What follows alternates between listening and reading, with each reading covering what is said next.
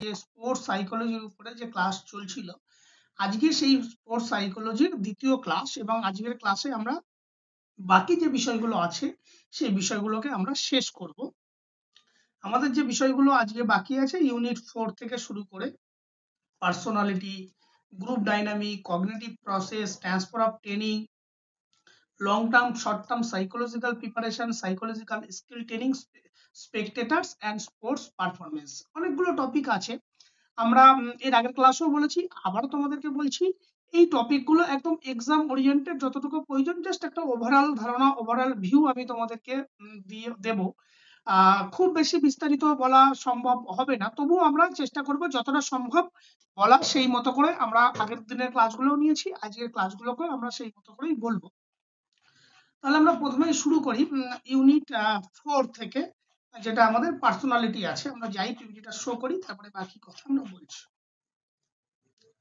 35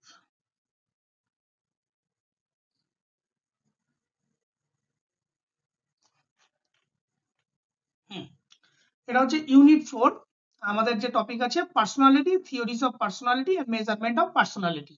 এখন পার্সোনালিটি যে আমরা শুরু করার আগে এখানে যা লেখা আছে সেগুলো সম্পর্কে আমরা নিশ্চয়ই বলবো।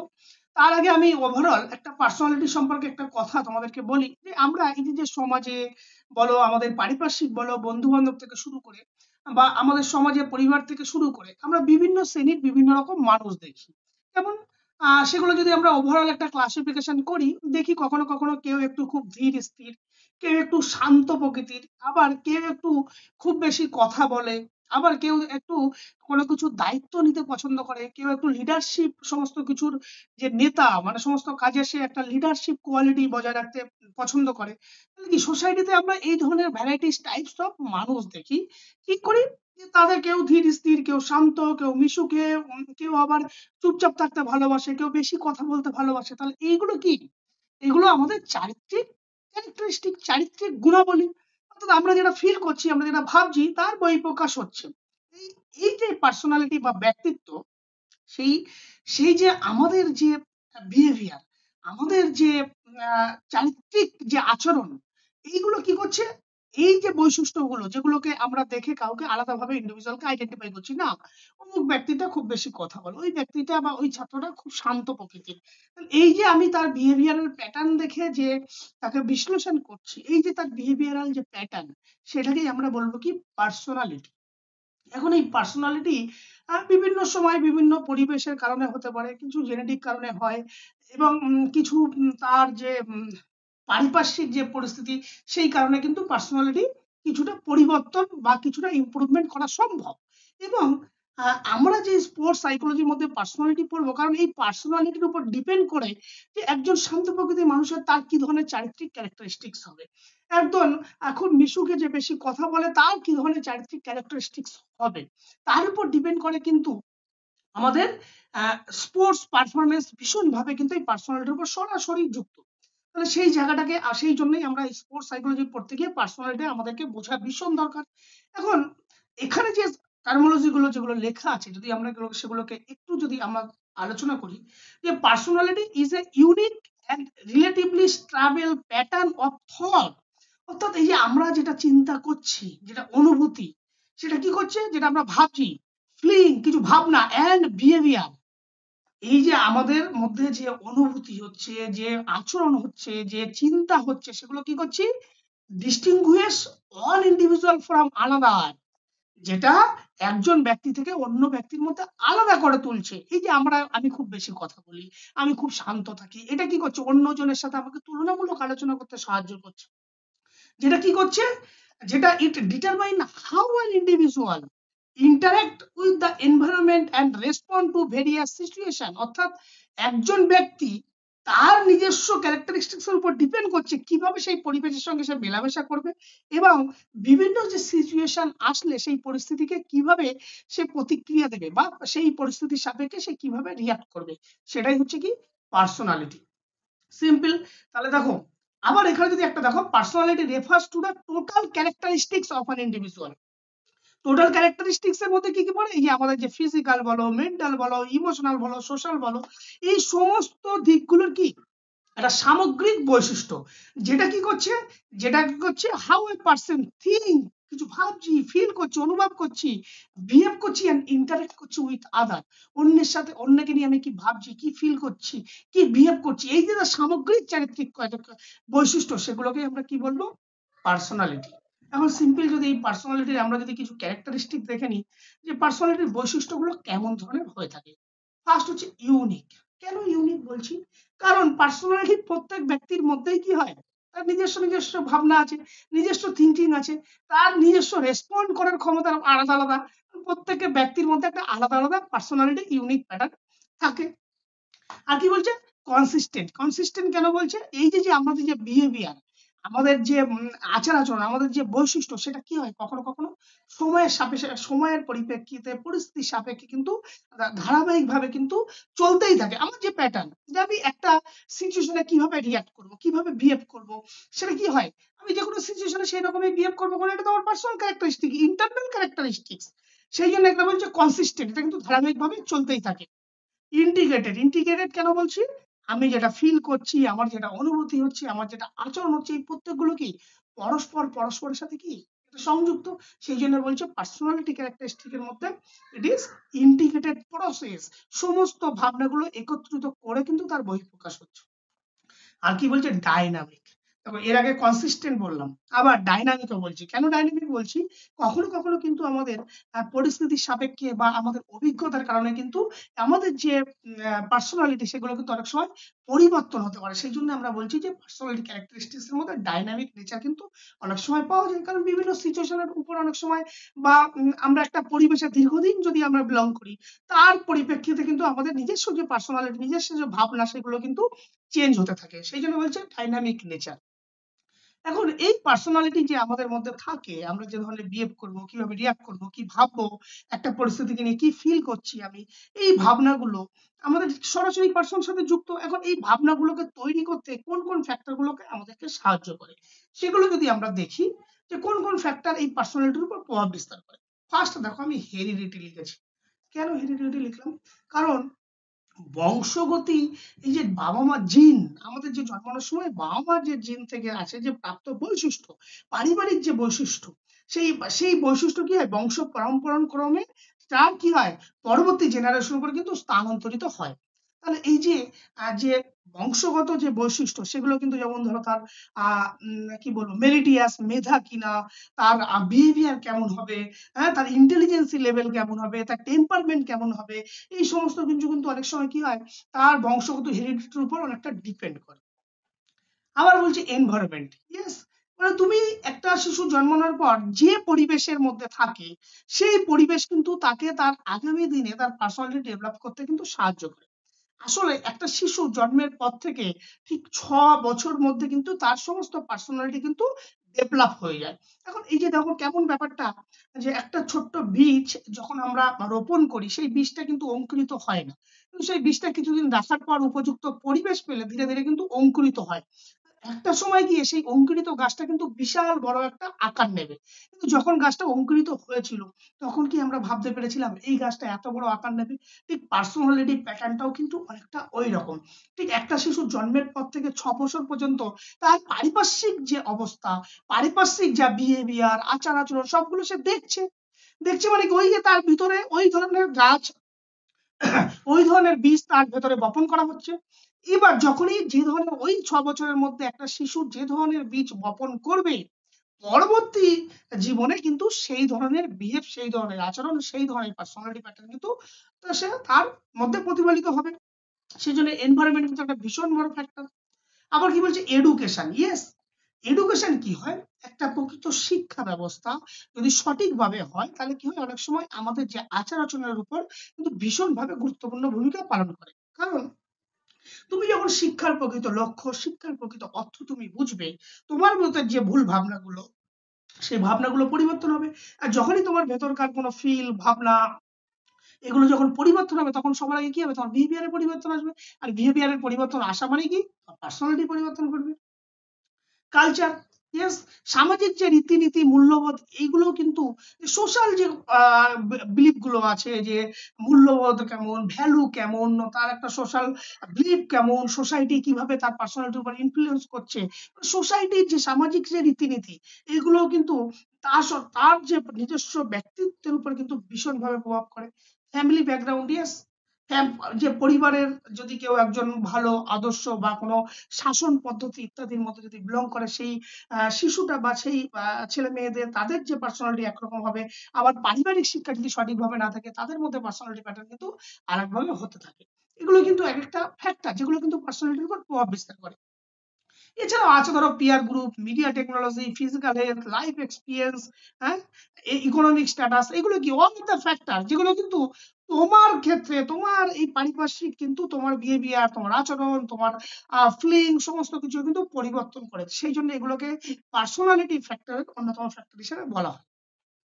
এখন এরপর যদি আমরা পার্সোনালিটি সম্পর্কে ভ্যারাইটিস থিওরি দেওয়া আছে, অনেক থিওরি গুলো আছে, সেগুলোকে আমরা এখানে বিস্তারিত আমরা বলতে পারবো না, জাস্ট নামগুলো তার মূল কথা বলে আমরা বেরিয়ে যাব। এখন খুব বিখ্যাত থিওরি পার্সোনালিটির মধ্যে আছে যেটা সাইকো অ্যানালিটিক থিওরি। হ্যাঁ, এই সাইকো অ্যানালিটিক থিওরি তোমরা সবাই জানো, সেটা কে দিয়েছিল? Sigmund Freud. ফ্রয়েড থিওরি নামে পরিচিত। এখানে যে আমরা যে ধরনের আচার আচরণ বিহেভ করি, তার এই পার্সোনালিটিতে সিগমান্ড ফ্রয়েড বলেছিল তার তিনটে তার মনস্তাত্ত্বিক বিষয়ের উপর ডিপেন্ড করে। সেগুলো কি কি? একটা হচ্ছে ইড, একটা হচ্ছে ইগো, আর একটা হচ্ছে সুপার ইগো। এই ইড ইগো আমরা যাই কিছু কাজ না করি না কেন, মনের ভিতরে আগে কিন্তু এই ইড ইগো সুপার ইগো কিন্তু তার মধ্যে দ্বন্দ্ব চলে এবং ফাইনালি ইগো একটা ডিসিশন, আমরা কিছু কোনো কাজ করতে যখন ডিসিশন নিতে পারি না, তখন কিন্তু এই ইড মানে সে হচ্ছে অনেকটা সাধু প্রকৃতির। সাধু মিন্স সে যে কোনো উপায়ে তার যে উদ্দেশ্য, সে যে কোনো উপায়ে সে সেটাকে ফুলফিল করার জন্য চায়। সুপার ইগো কি করে? সুপার ইগো সে একটু নীতি নৈতিকতা ভ্যালুর উপর মূল্যবোধ রাখে। সে সাধারণত অসৎ কাজ কিন্তু সে করতে চায় না। এখন এই ইড এবং সুপার ইগো এই দুইয়ের মধ্যে ব্যালেন্স করে কে? ইগো। ইগো ব্যালেন্স করে একটা ফাইনাল ডিসিশন নিতে সাহায্য করে। এখন এই যে আমরা যদি একটুখানি আমাদের আরেকটা নোটস যদি আমরা একটুখানি দেখি, এখানে দেখো আরেকটা, যে এই ইড ইগো সুপার ইগো কিভাবে কাজ করছে যদি জাস্ট তোমাদেরকে একটা বলি। যে ইড যা কিছু ভাবনা, সে যেন তো সে হচ্ছে প্লেজার প্রিন্সিপাল। প্লেজার মানে কি? সে সবসময় আনন্দ নিতে চায়, যে কোনো পরিস্থিতিতে আমাকে সেই কাজটাকে হাসিল করতে হবে। সেটা সাধারণত আমাদের আনকনসিয়াস মাইন্ডে সাধারণত ইডের যে কাজকর্মগুলো থাকে সেগুলো আমাদেরকে ঘটে। সুপার ইগো কি করছে? সুপার ইগো না, সে কি বলছে? সে মোরালিটি প্রিন্সিপালের উপর বিশ্বাস করে। সে মোরাল ভ্যালু কতগুলো মূল্যবোধের উপর কথা হলো, সেখানে কি কনসিয়াস আনকনসিয়াস দুটোর মধ্যেই বিরাজ করে। ইগো কি বলছে? ইগো একদম রিয়েলিটি প্রিন্সিপাল, সে বাস্তব নীতিটাকে বোঝার চেষ্টা করছে। করে তোমাদের যদি একটা ছোট্ট এক্সাম্পল আমি দিই, এই যে ধরো তোমরা যখন পরীক্ষায় এক্সাম চলে বা তোমরা যখন পরীক্ষা দিয়েছিলে যখন ছাত্র অবস্থায়, ক্লাসরুমে যখন কোনো এক্সাম চলে, এখন পরীক্ষার প্রশ্ন যদি খুব ধরো টাফ এসে বা কোনো একটা প্রশ্নের উত্তর তুমি জানো না, তখন তোমার কাছে যদি হাতের কাছে যদি কোনো দেখার কোনো একটা অথেন্টিক সোর্স থাকে, যে কোনো কপি বলো, কোনো একটা বলো, স্যার নেই, হঠাৎ করে ধরো স্যার নেই, এবার পরীক্ষায় তখনই মনের ভিতর কি হবে? তোমাদের ভিতর প্রশ্ন আসে না যে আমরা জাস্ট ওটা দেখে লিখি, না লিখলে তো পাস করতে পারবো না। এই যে ভাবনা, যে কোনো উপায়ে তোমার উদ্দেশ্যটাকে ফুলফিল করার যে ভাবনা, সে কে করছে? ইট করছে। এই জন্য ইটকে বলা হয় ইট অত কিচ্ছু বোঝে না, তার উদ্দেশ্যটাকে সে ফুলফিল করবে। আবার তোমার মনের ভিতরে এই প্রশ্ন হয় না যে সুপার ইগো কি বলছে? না, যদি তুই পরীক্ষায় ধরা পড়িস তাহলে কি হবে? যদি স্যার ওসে তোকে ধরে ফেলে তাহলে কি হবে? এই যে মনের ভিতর যে দুই ভাবনা, একটা বলছে, সে বলছে না তুই এটা না লিখলে পাস করবি না, তোকে এটা লিখতে হবে, এই যে অসৎ অবলম্বন করা। আবার সুপার ইগো বলছে না, তার মোরাল ভ্যালু নিয়ে কথা বলছে। এবং এই দুইয়ের মধ্যে যখন ব্যালেন্স করে রিয়েলিটি প্রিন্সিপাল, একদম বাস্তব কি হবে সেটাকে কে করছে? ইগো। ইগো কি করছে? এই দুইয়ের মধ্যে ব্যালেন্স করছে। এগুলো নিয়ে আরো অনেক কথা বলার জায়গা আছে, সেগুলোকে আমরা বলতে পারছি না কারণ এই শর্ট টাইম ক্লাসের পিরিয়ডে। শুধু এইটুকু জেনে নাও যে সিগমান্ড ফ্রয়েড তার সাইকোঅ্যানালিটিক থিওরিতে তিনটে মনস্তাত্ত্বিক বিষয়ের উপরে কথা বলেছিল: ইড, ইগো, সুপার ইগো। ইড মূলত আমাদের আনকনসিয়াস মাইন্ডে ঘটে, যে চায় যে কোনো উপায়ে তার উদ্দেশ্যকে ফুলফিল করতে। সুপার ইগো কি করে? তার রিয়েলিটি প্রিন্সিপালের উপর বিশ্বাস করে, আর এই মোরাল প্রিন্সিপালের উপর বিশ্বাস করে। আর ইগো কি করছে? এই দুইয়ের মধ্যে ব্যালেন্স করছে, একদম রিয়েলিটি প্রিন্সিপালের উপর ব্যালেন্স করছে। সেখানে কনসিয়াস এবং আনকনসিয়াস উভয় মাইন্ডই ঘটছে। এরপরে আছে ট্রেড থিওরি, যেটা অ্যালপোর্ট দিয়েছিল। ট্রেড থিওরি দিয়ে কি বলেছিল, মূল কথা ছিল যে ব্যক্তিত্ব, আমাদের যে পার্সোনালিটি, সেটা কোনো স্থায়ী কোনো বৈশিষ্ট্য, মানে একদম কোনো স্টেবল ট্রেড ইনফ্লুয়েন্স করছে বিহেভিয়ার, মানে একদম যে আমরা যে বিহেভিয়ার গুলো করছি সেগুলো কি করছে, একদম স্টেবল ট্রেড, কোনো একটা বৈশিষ্ট্য দ্বারা সেটা প্রভাবিত হচ্ছে, সেটা ট্রেড থিওরিতে পরিষ্কার বলা হয়েছিল। হিউম্যানিস্টিক থিওরিতে কি বলা হয়েছিল, যে হিউম্যানিস্টিক থিওরিতে এখানে বলা হয়েছিল যে আমরা শুধুমাত্র সেলফ অ্যাকচুয়ালাইজেশন, অর্থাৎ আমাদের যে সচেতনতা বা আমাদের যে বিকাশ, এই যে বিকাশের সাথে যে এবং আমাদের যে পোটেনশিয়াল, যে ক্ষমতা, তার উপর ডিপেন্ড করে কিন্তু হিউম্যানিস্টিক থিওরি বা পার্সোনালিটির যে অন্যতম গুরুত্বপূর্ণ থিওরি, সেখানে এই কথা বলেছিল। এখানে এই যে ম্যাসলো হায়ারার্কি থিওরি আছে, সেলফ অ্যাকচুয়ালাইজেশন থিওরি আছে, অনেকগুলো থিওরি আছে বলা যায়। এছাড়াও আছে ধরো social cognitive theory. Social cognitive থিওরিতে কি করা হয়েছিল, যে পার্সোনালিটি, ব্যক্তিত্ব বিকাশ হবে কি হয়, ব্যক্তিত্ব বিকাশ তখনই ঘটবে যখন কি হবে, আমাদের যে পারিপার্শ্বিক যে পরিবেশ, এবং সেই পরিবেশ এবং আমাদের যে কগনিশন, যে আমাদের যে মেন্টাল যে কগনিশন, যেটা আমরা ভাবছি, এবং যা পারিপার্শ্বিক যে বিহেভিয়ার, এবং যে তার যে মধ্যে যখন সমন্বয় হবে, তখনই আমাদের কি হবে, পার্সোনালিটি ডেভেলপমেন্ট হবে। টাইপ থিওরিতে কি আছে, টাইপ থিওরি অনেকে দিয়েছে, দেখো হিপোক্রেটস, ক্লেসমার। যদি তোমরা এই ছকটা আমি তোমাদেরকে একটু দেখাই, এখানে দেখো, আমরা এখানে একটু ডিটেলসে দেওয়া আছে, জাস্ট বলে দেওয়ার জন্য। এই যে যে এখানে দেখো থিওরি, হিপোক্রেটস কি বলেছিল, 4 হিউম্যান থিওরি দিয়েছিল। সেখানে হিউম্যান বিং কে 4টে ক্যাটাগরিতে ভাগ করেছিল, একটা হচ্ছে সেঙ্গুইন, কলারিক, মেলানকলিক, ফ্লাগমাটিক, তার কিছু কিছু মূল বৈশিষ্ট্য ছিল। আবার কার্ল জং এর থিওরিতে সেখানে কি করেছিল, ইন্ট্রোভার্ট পার্সোনালিটি, এক্সট্রোভার্ট পার্সোনালিটি, আবার অ্যাম্বিভার্ট পার্সোনালিটি আছে, যেটা অনেক পরে যদিও এটা এসেছিল, তার আগে ইন্ট্রোভার্ট এবং এক্সট্রোভার্ট নামেই পরিচিত ছিল। এখন এখানেও এই যে বিহেভিয়ারাল যে থিওরি আছে, সরি এই টাইপ থিওরি আছে, সেখানে দেখো হিপোক্রেটস, ক্লেসমান, আমরা কিন্তু নামগুলোকে লিখেছি। এখানে যে ক্যাটাগরিতে ভাগ করেছিল, যে হিউম্যান মানুষকে দুভাগে ভাগ করেছিল, একটা হচ্ছে ইন্ট্রোভার্ট টাইপের, একটা হচ্ছে এক্সট্রোভার্ট টাইপের। আবার বিহেভিয়ারাল থিওরি যেখানে বিএফ স্কিনার সেখানে দিয়েছিল, বিএফ স্কিনার কি বলেছিল, যে আমাদের মধ্যে যে পার্সোনালিটি ডেভেলপ হয়, সেটা আমরা বিভিন্ন এডুকেশন বা শিক্ষা বা কোনো কিছু রিএনফোর্সমেন্ট থিওরি, পার্সোনালিটি যেটা বিখ্যাত আছে বিএফ স্কিনারের, সেখানে কি বলেছে, পুরস্কার বা কোনো শাস্তি থেকে আমাদের যে আচরণের পুনরাবৃত্তি করা হয়, ভালো কোনো আচরণের পুনরাবৃত্তির মাধ্যমে আমাদের ব্যক্তিত্ব গড়ে ওঠে। আবার কগনিটিভ থিওরি আছে, কগনিটিভ থিওরিতে কি বলা আছে, যে ব্যক্তিত্ব গঠিত, পার্সোনালিটি ডেভেলপ তখনই হবে যখন ব্যক্তিগত যে আমাদের পার্সোনাল যে ক্যারেক্টারিস্টিক্স এবং সেই সাথে আমাদের যে কগনিটিভ প্যাটার্ন, তার যখন মানসিক ভাবনা, এই দুটোর যখন সমন্বয় হবে, তখনই আমাদের কি হবে, পার্সোনালিটি ডেভেলপ হবে। এছাড়াও বায়োলজিক্যাল জেনেটিক থিওরি আছে, যেগুলো কি বলছে, বংশানুক্রমিক দ্বারা, এই যে হেরিডিটি যে ফ্যাক্টর বলেছিলাম, যে পার্সোনালিটি প্যাটার্ন তার বংশানুক্রমে কিন্তু প্রভাবিত হয়। এছাড়াও এক্সিস্টেন্সিয়াল থিওরি, সেখানে কি বলেছে, যে ব্যক্তিত্ব গঠিত হবে শুধুমাত্র তার যে দায়িত্ব, তার যে জীবনের যে প্রকৃত রিয়েলিটি এবং তার যে রেসপন্সিবিলিটি, এই সমস্ত কিছুর উপর ভিত্তি করে কিন্তু পার্সোনালিটি ডেভেলপ হবে। তাহলে এইগুলো হচ্ছে ওভারঅল একটা পার্সোনালিটির থিওরি। এইগুলো থিওরিগুলো অনেক বড়, থিওরিগুলো নিয়ে পরে যদি কখনো হয়, আমাদের রেগুলার ক্লাসে যদি এগুলোকে ডিটেলসে বলা হয়, সেখানে বলা হবে, এখন আর আমি আর বলছি না। এখন এই যে ওভারঅল যে পার্সোনালিটি টাইপস গুলো আছে, ভ্যারাইটি টাইপস অফ, বিভিন্ন থিওরিতে টাইপ এ, টাইপ বি, এখানে দেখো আমি তোমাদেরকে দেখাই একটু। এই যেমন ধরো টাইপ এ তাদের মানুষ কেমন হবে, টাইপ বি তারা কেমন টাইপের পার্সোনালিটি হবে, প্রত্যেকের আলাদা আলাদা ক্যারেক্টারিস্টিক্স আছে। সেরকম ওভারঅল যে যা থিওরি গুলো আছে, যা যা পার্সোনালিটি টাইপ আছে, সেগুলো যদি আমরা একটা জায়গায় সামারাইজ করার চেষ্টা করি, দেখা যাবে মোর অর লেস এই ধরনের টাইপের মানুষ আমরা পাবো, যত ধরনের হয়। সেটা কি, একটা হচ্ছে ইন্ট্রোভার্ট, একটা হচ্ছে এক্সট্রোভার্ট।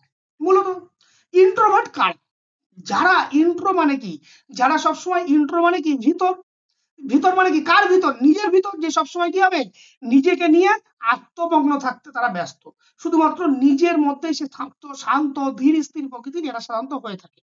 আর এক্সট্রোভার্ট মানে কি, এক্সট্রা মানে কি, বাইরে। এক্সট্রোভার্ট মানে কি, এরা সাধারণত কি হয়, সমাজমুখী, যে কোনো কার্যক্রমে এরা ঝাঁপিয়ে পড়ে, সবসময় এরা বাইরের লোকের সাথে মেলামেশা করতে ভালোবাসে, এরা সবসময় আনন্দ, খুশি, হাসি, হইহট্টগোল, অ্যাডভেঞ্চার টাইপ অফ স্পোর্টস, এই ধরনের অ্যাক্টিভিটি কিন্তু এই এক্সট্রোভার্ট টাইপ অফ পার্সন লোকজন কিন্তু করতে ভালোবাসে। এছাড়াও আরো যে ওই যে হিপোক্রেটসের যে ভাগটা করেছিল, সেঙ্গুইন, কালারিক, মেলানকলিক, ফ্লাগমাটিক, এগুলোরও কিছু কিছু স্পেসিফিক ক্যারেক্টারিস্টিক সেগুলো আছে।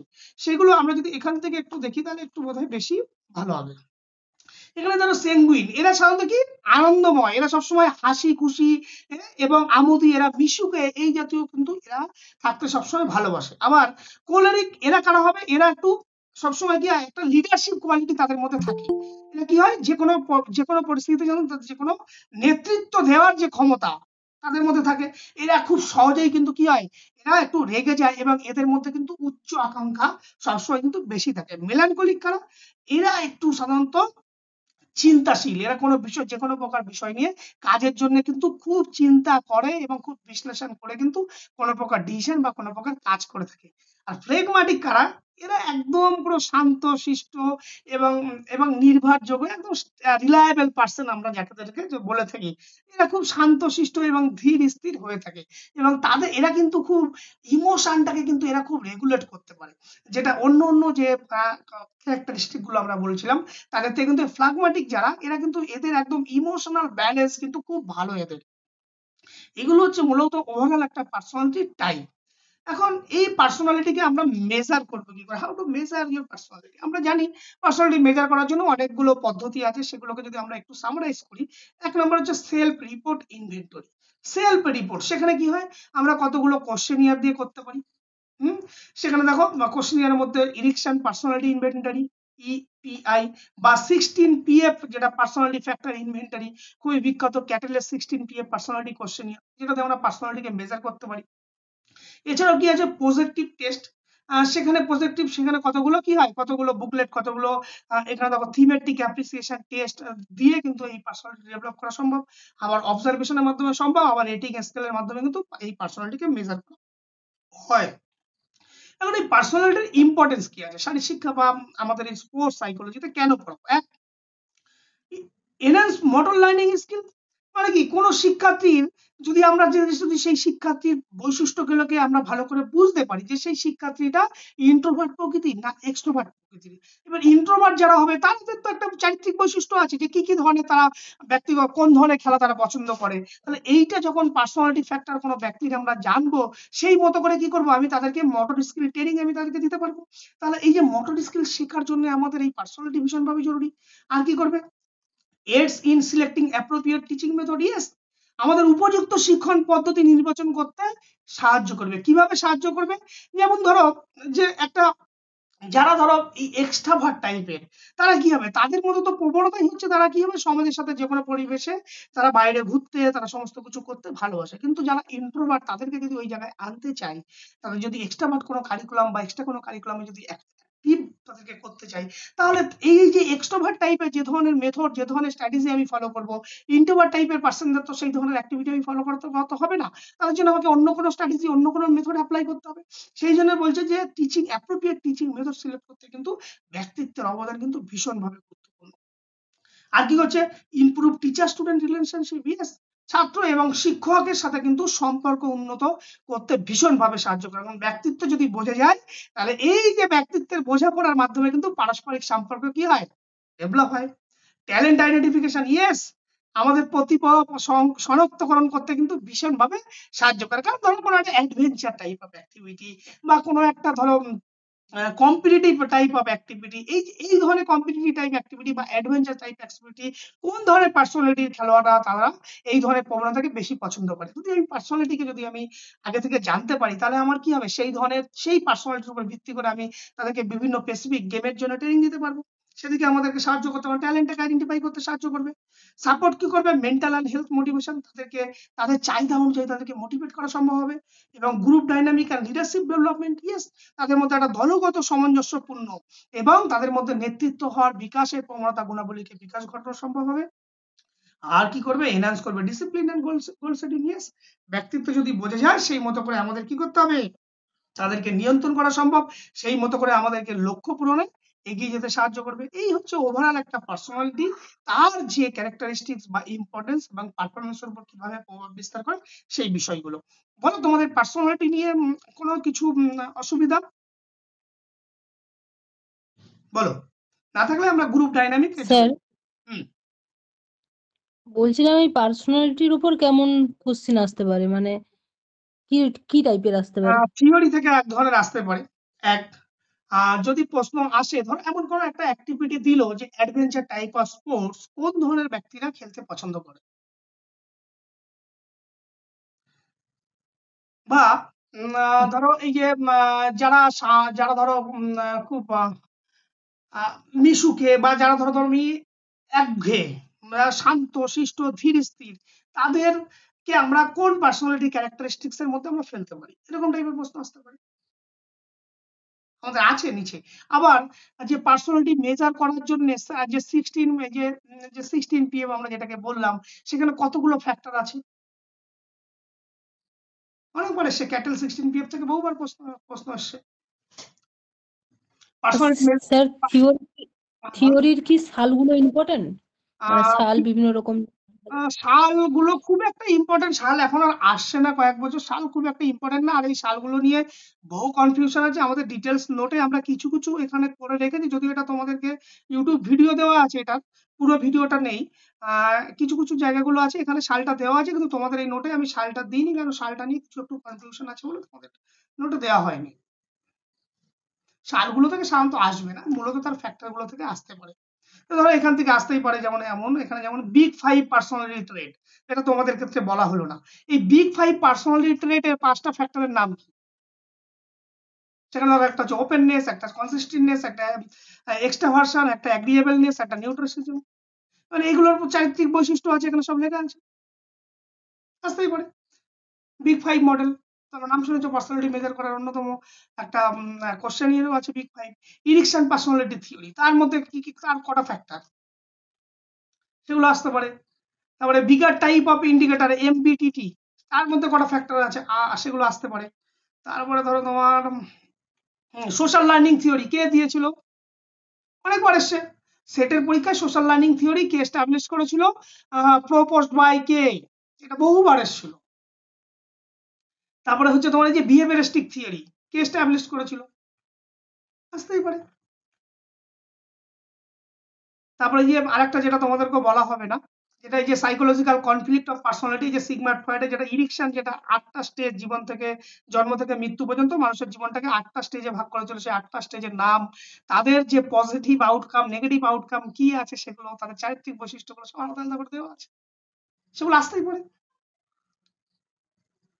তোমাদের ইচ্ছা আছে এইগুলো হয়ে গেলে, মানে আমাদের এই সিলেবাসটা আশা করি হয়ে যাচ্ছে, আমি যে ক্যালকুলেশন করলাম হয়ে গেলে, আমাদের যে সেটের যে যত প্রত্যেকবারের যে প্রশ্নগুলো আছে, সেগুলোকে একবার তোমাদেরকে প্রশ্নগুলোকে ধরে ধরে ইয়ার ওয়াইজ আমরা করে দেবো ভেবেছি, ইচ্ছা আছে।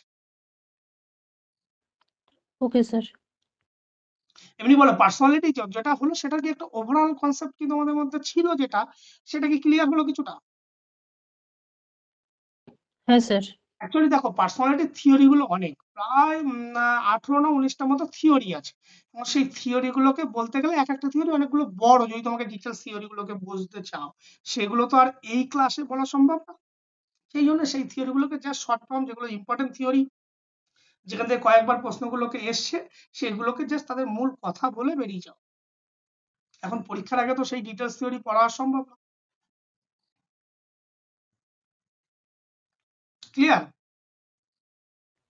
হ্যাঁ স্যার। আচ্ছা বেশ, এরপরে দেখো আমাদের আরেকটা হচ্ছে সাইকোলজির মধ্যে আছে, যদি এটা sociological aspect, group dynamic, group cohesion এবং লিডারশিপ ইন স্পোর্টস। এখন গ্রুপ ডাইনামিক বলতে কি বুঝি, আমরা যদি সবার আগে কথা বলি, তাহলে সেইটাকে আমাদেরকে আগে বুঝতে হবে যে গ্রুপ ডাইনামিক্স কি। এই গ্রুপ ডাইনামিক্স কি বলছে, group dynamic is the process, একটা পদ্ধতি, যেটা কি করছে, behaviour, psychological interaction occurs within a group, একটা যে টিম গেমে অনেকজন আমরা প্লেয়ার থাকি, এবং এই প্রত্যেকের মধ্যে যে পারস্পরিক যে সম্পর্ক, পারস্পরিক যে সহযোগিতা, পারস্পরিক যে মিলেমিশে চলার যে ক্ষমতা, তাকেই আমরা কি বলবো, গ্রুপ ডাইনামিক। সিম্পল দেখো এখানে লেখা আছে, group dynamic is how people in a group interact, cooperate and influence each other, তাকেই আমরা কি বলবো, গ্রুপ ডাইনামিক। এখন এই গ্রুপ ডাইনামিক কিন্তু ভীষণ ভাবে স্পোর্টস পারফরমেন্সের ক্ষেত্রে ভীষণ ভাবে গুরুত্বপূর্ণ। কেন? আমরা যখন দেখো টিম গেম কম্পিটিশন দেখি, সেখানে টিম গেমে তুমি যত ভালোই বড় প্লেয়ার হোক, তোমার যদি গ্রুপের যে অন্যান্য মেম্বার গুলো আছে, তাদের মধ্যে যদি কোঅপারেশন না থাকে, তাদের মধ্যে যদি পারস্পরিক যদি সম্পর্ক না থাকে, তোমার সেই কম্পিটিশনে কি সেই টিম জয়লাভ করা সম্ভব? যত ভালো একজন প্লেয়ার থাকুক, ধরো তোমার কাছে ধর ফুটবল খেলা হচ্ছে, 11 জন মাঠে ফুটবল খেলছে, 10 জন বল নিয়ে ছুটছে বলের পেছনে, তোমার কাছে বল, এখন তোমাকে তো একা বল নিয়ে পাস দিয়ে গোল করা সম্ভব না, তোমাকে তো বলটা কি করতে হবে, অপোনেন্ট তোমার যে টিমমেট আছে তাকে তোমাকে পাস দিতে হবে। যদি এখন তোমার টিমমেটের সাথে তোমার শত্রুতা, তোমার টিমমেটের সাথে তোমার মানছে না, তুমি তাকে যদি পাসটা না দাও, তোমার পক্ষে কি সেই টিমে বা সেই কম্পিটিশনে জয়লাভ করা সম্ভব? কখনোই সম্ভব না। তাহলে এই গ্রুপ ডাইনামিক কি করছে, তোমার পারফরমেন্সকে এনহান্স করবে। তাহলে কি করে এনহান্স করবে, যখন আমরা আমাদের যে গ্রুপের মধ্যে যে সমস্ত টিম মেম্বাররা আছে, যারা তাদের মধ্যে যখন পারস্পরিক সম্পর্ক, পারস্পরিক সহযোগিতা এবং পারস্পরিক নেতৃত্ব বা আচরণের প্রক্রিয়া সঠিক মাত্রায় বজায় থাকবে, তখনই আমাদের টিম পারফরমেন্স ডেভেলপ হবে। তাহলে সিম্পল গ্রুপ ডাইনামিক কি, গ্রুপ ডাইনামিক হচ্ছে আমরা কিভাবে আমাদের গ্রুপের সাথে মেলামেশা করব, কিভাবে আমরা একে অপরের কোঅপারেট করব, যার ফলে কি হবে, আমাদের পারস্পরিক সম্পর্ক সেটা বজায় থাকবে, তাকে আমরা গ্রুপ ডাইনামিক বলবো। আবার এই গ্রুপ ডাইনামিকের কতগুলো জিনিস আছে, যে এলিমেন্ট গুলো, যে ফ্যাক্টর গুলো এই আমাদের পারস্পরিক সহযোগিতা বা টিমমেটের মধ্যে এই যে কোঅপারেশন, এই যে বন্ডিং সেটা বজায় রাখতে সাহায্য করে। সেটা কি, এক হচ্ছে গ্রুপ কোহেশন। গ্রুপ কোহেশন কি, এই যে পারস্পর যে আমাদের যে একটা টিমমেটস তাদের মধ্যে যে বন্ডিং, তাদের মধ্যে যে পারস্পরিক যে সম্পর্ক সেটা শক্তভাবে ধরে রাখার ক্ষমতাকে আমরা কি বলবো, গ্রুপ কোহেশন। যাতে কোনো প্রকার দ্বন্দ্ব না এসে যেন পারস্পরিক সদস্যদের মধ্যে, টিমমেটদের মধ্যে যেন একটা সম্পর্কের বন্ধন অটুট থাকে। কমিউনিকেশন, ভেরি গুড পয়েন্ট এটা পারফরমেন্সের ক্ষেত্রে। কারণ যে এই যে টিমমেটদের মধ্যে কি করে, দলের মধ্যে যে যে ভাব বিনিময়, আমরা অনেক সময় কি হয়, খেলার সময় কথা না বলেও আমরা কি সিগন্যাল দিই, আমরা চোখের ইশারায় অনেক সময় আমরা অনেক কিছু বলি। তাহলে কি এই কমিউনিকেশন যদি আমাদের মধ্যে গ্রুপ টিম মেম্বারদের মধ্যে ভালো না হয়, তাহলে পারফরমেন্স কখনোই ভালো হবে না। বা অনেক সময় দেখো, অনেক সময় আমরা তোমার একটা মজার ছিল, তোমাদেরকে একটা কথা বলি, ধরো তোমরা যখন অনেক সময় কোনো একটা জায়গায় দীর্ঘক্ষণ তোমরা বন্ধু বান্ধব মিলে বসে আছো, কোনো একটা লেকচার বা কোনো সেমিনার হলে বা কোনো একটা ক্লাসরুমে তোমরা যখন বসে আছো, ধরো একই এনভায়রনমেন্টে তোমরা বসে আছো, তোমাদের অনেক সময় কি ভালো লাগছে না, তোমরা কিন্তু জোর জবরদস্তি তোমরা বসে আছো, তখন কি হয়, একজন অন্যজনকে, ধরো অন্যজন তোমার আরেকটা বন্ধু অন্যদিকে তাকিয়ে আছে, তার দিকে তাকিয়ে আমরা চোখের ইশারায় অনেক সময় কথা বলি কি বলি না, বলি। তাহলে এগুলো কি, এগুলো হচ্ছে কমিউনিকেশন, তার মাধ্যম আলাদা, অনেক সময় ভার্বাল হতে পারে, এটা নন ভার্বাল হচ্ছে। তাহলে এই কমিউনিকেশন স্কিল কিন্তু এই গ্রুপ ডাইনামিক্স এর মধ্যে একটা অন্যতম পার্ট। আর কি হচ্ছে লিডারশিপ, ইয়েস লিডারশিপ। কেন, এই যে কোচ বা যারা অধিনায়ক থাকবে, যে সমস্ত যারা কি বলবো, যে টিম ক্যাপ্টেন থাকবে, তার মতো আদেশ নির্দেশ সঠিকভাবে গ্রুপের মধ্যে একটা মেনে চলা, এটাও কিন্তু একটা গ্রুপ ডাইনামিক্স এর অন্যতম। এমন যদি এমন হয় যে তুমি তোমার টিমমেটস এর কারো কথা শুনছো না, তাহলে কি তোমার মধ্যে গ্রুপ ডাইনামিক বজায় থাকবে? লিডার যে অর্থাৎ ক্যাপ্টেন যে তার কথা শুনছো না, তাহলে কি গ্রুপ ডাইনামিক ভালো হবে? কখনোই হবে না। লিডারশিপ একটা অন্যতম গুরুত্বপূর্ণ ফ্যাক্টর।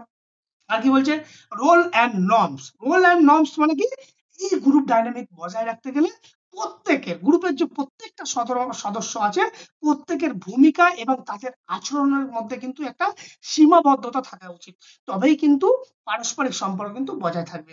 আর কি করছে, conflict resolution. Conflict resolution means তোমাদের মধ্যে যদি কোনো প্রকার দ্বন্দ্ব থাকে, হ্যাঁ, তোমাদের মধ্যে যদি পারস্পরিক যদি কোনো মতভেদ থাকে, সেই দ্বন্দ্বকে কিন্তু কি হবে, সেই দ্বন্দ্বকে গঠনমূলক ভাবে কনস্ট্রাকটিভ ওয়েতে কিন্তু সেইগুলোকে সমস্যার সমাধান করতে হবে। সেই জন্য বলছে যে কনফ্লিক্ট রিসলিউশন যদি গ্রুপের মধ্যে থেকে থাকে কোনো প্রকার কনফ্লিক্ট, তাহলে কিন্তু কখনোই গ্রুপ ডাইনামিক্স বজায় থাকবে না। আর গ্রুপ ডাইনামিক্স যদি বজায় না থাকে, তাহলে কিন্তু তোমাদের সেই পারফরমেন্স ডেভেলপ হবে না। এই যে বারবার আমরা ক্লাসে বলি যে তোমাদের মধ্যে একটা ইউনিটি তৈরি করো। What is unity? ইউনিটি কি, যদি ইউনিটি থাকে তাহলে কি হবে, যে একটা কোনো কমান্ড দিচ্ছে সবাই সেটাকে মেনে চলা, একটা কোনো কমান্ড দিল, ভয়েস দিল, সেটাকে সবাই মেনে চলা। এখন এই ইউনিটিটাই হচ্ছে গ্রুপ ডাইনামিক, যেখানে সবাইকে মিলেমিশে একসাথে কোনো কাজের জন্য উদ্দেশ্যকে লক্ষ্য রেখে এগিয়ে চলা। মোটিভেশন, ইয়েস, এই যে গ্রুপ ডাইনামিক্স এর মধ্যে অন্যতম কিন্তু ফ্যাক্টর হচ্ছে মোটিভেশন। সেটা হতে পারে আভ্যন্তরীণ, হতে পারে ইন্টারনাল, উভয় ক্ষেত্রে কিন্তু ভীষণভাবে জরুরি। আরেকটা হচ্ছে টিম মোরাল। টিম মোরাল মানে কি, এই যে আমাদের যে দলের যে আমাদের যে একটা টিম, একটা যে হাউস, তার মধ্যে যে সামগ্রিক যে একটা মানসিক এবং তাদের মধ্যে যে ইমোশনাল যে শক্তি, সেটাই কিন্তু যে একটা টিম জিতলে সেখানে ইন্ডিভিজুয়াল আনন্দ তো হবেই, এবং সামগ্রিক যে আমি যখন ইন্ডিভিজুয়াল কোনো দেশের হয়ে রিপ্রেজেন্ট করছি, তাহলে কি আমাকে দেশকে রিপ্রেজেন্ট করছি, এই যে সামগ্রিক যে মনোভাব, সেই সামগ্রিক মনোভাব কিন্তু বজায় রাখাটাও কিন্তু একটা টিম ডাইনামিক্সের অন্যতম গুরুত্বপূর্ণ ফ্যাক্টর। এখন এই সমস্ত ফ্যাক্টরগুলোর কোনো একটা যদি এদিক ওদিক হয় তখন কিন্তু এই গ্রুপ ডাইনামিক আমাদেরকে সঠিকভাবে থাকবে না। যখনই গ্রুপ ডাইনামিক ঠিকমতো থাকবে না তখনই আমাদের পারফরমেন্স কি হবে, রিডিউস হবে। এখন এর ইম্পর্টেন্স কি আছে, ভীষণভাবে গ্রুপ ডাইনামিক জরুরি কোনো পারফরমেন্সকে ডেভেলপ করার জন্য। এক, enhance team performance. Yes, group dynamic যদি ভালো থাকে তাহলে দলগত পারফরমেন্স উন্নতি করতে সাহায্য করবে। বিল্ড করবে টিম কোহেশন।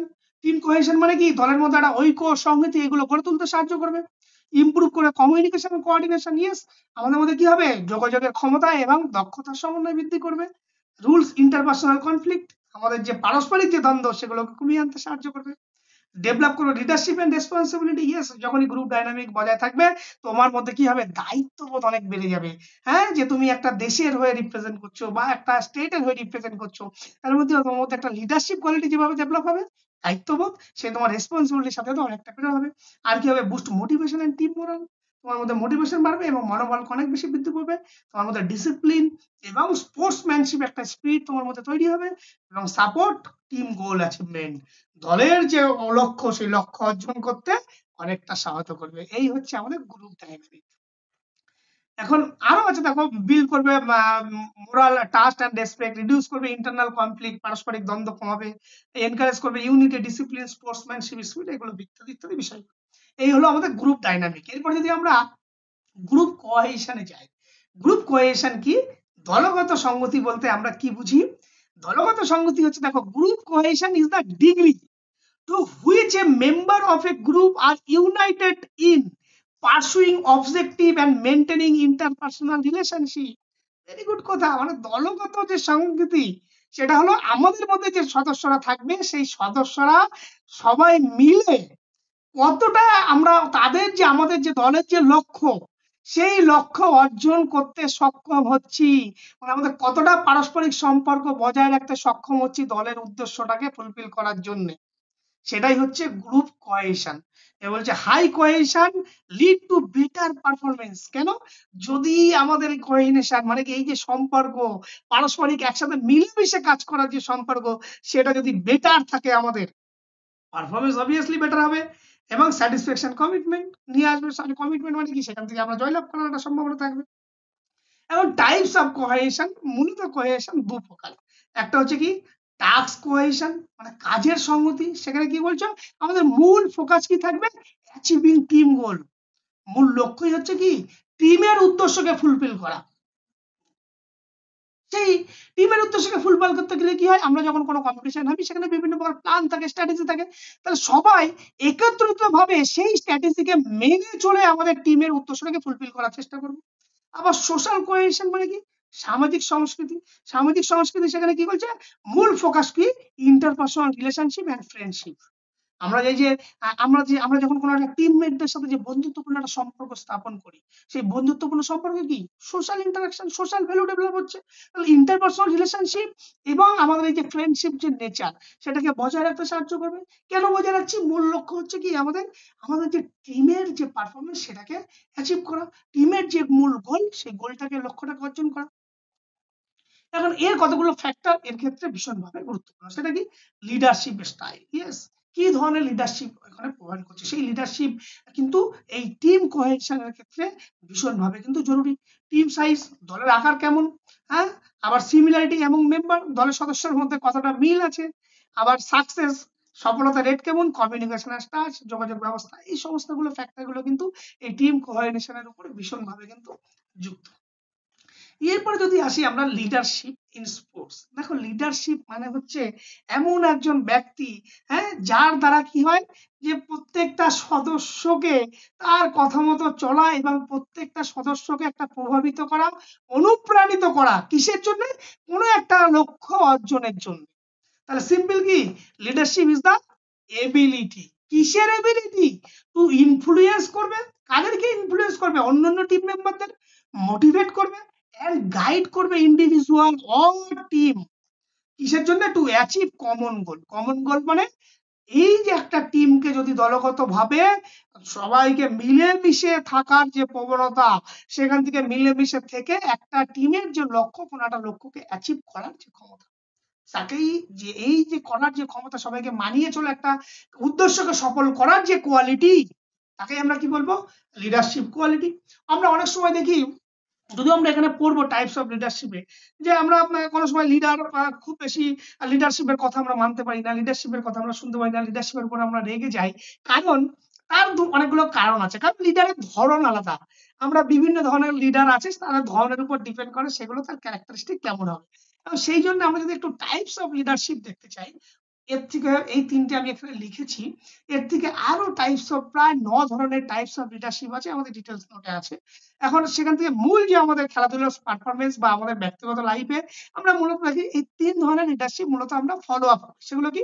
একটা হচ্ছে অটোক্রেটিক লিডারশিপ, যারা হচ্ছে স্বৈর শাসক আমরা বলছি বাংলায়।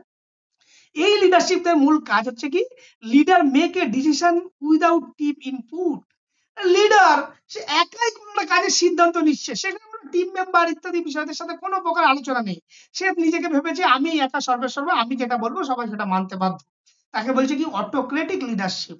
মানে একজন লিডার, মানে একজন ক্যাপ্টেন, সে নিজেই পুরো খেলার স্ট্র্যাটেজি প্ল্যান করছে, কিভাবে খেলা হবে না খেলা হবে। সে অন্য কারো গুরুত্বকে, অন্য কারোকে, অন্য কোনো টিম মেম্বারকে কোনো প্রকার প্রাধান্য, কোনো প্রকার গুরুত্ব সে দেয় না। সেই ধরনের লিডারকে আমরা কি বলবো? Autocratic leadership. ডেমোক্রেটিক লিডারশিপ মানে কি?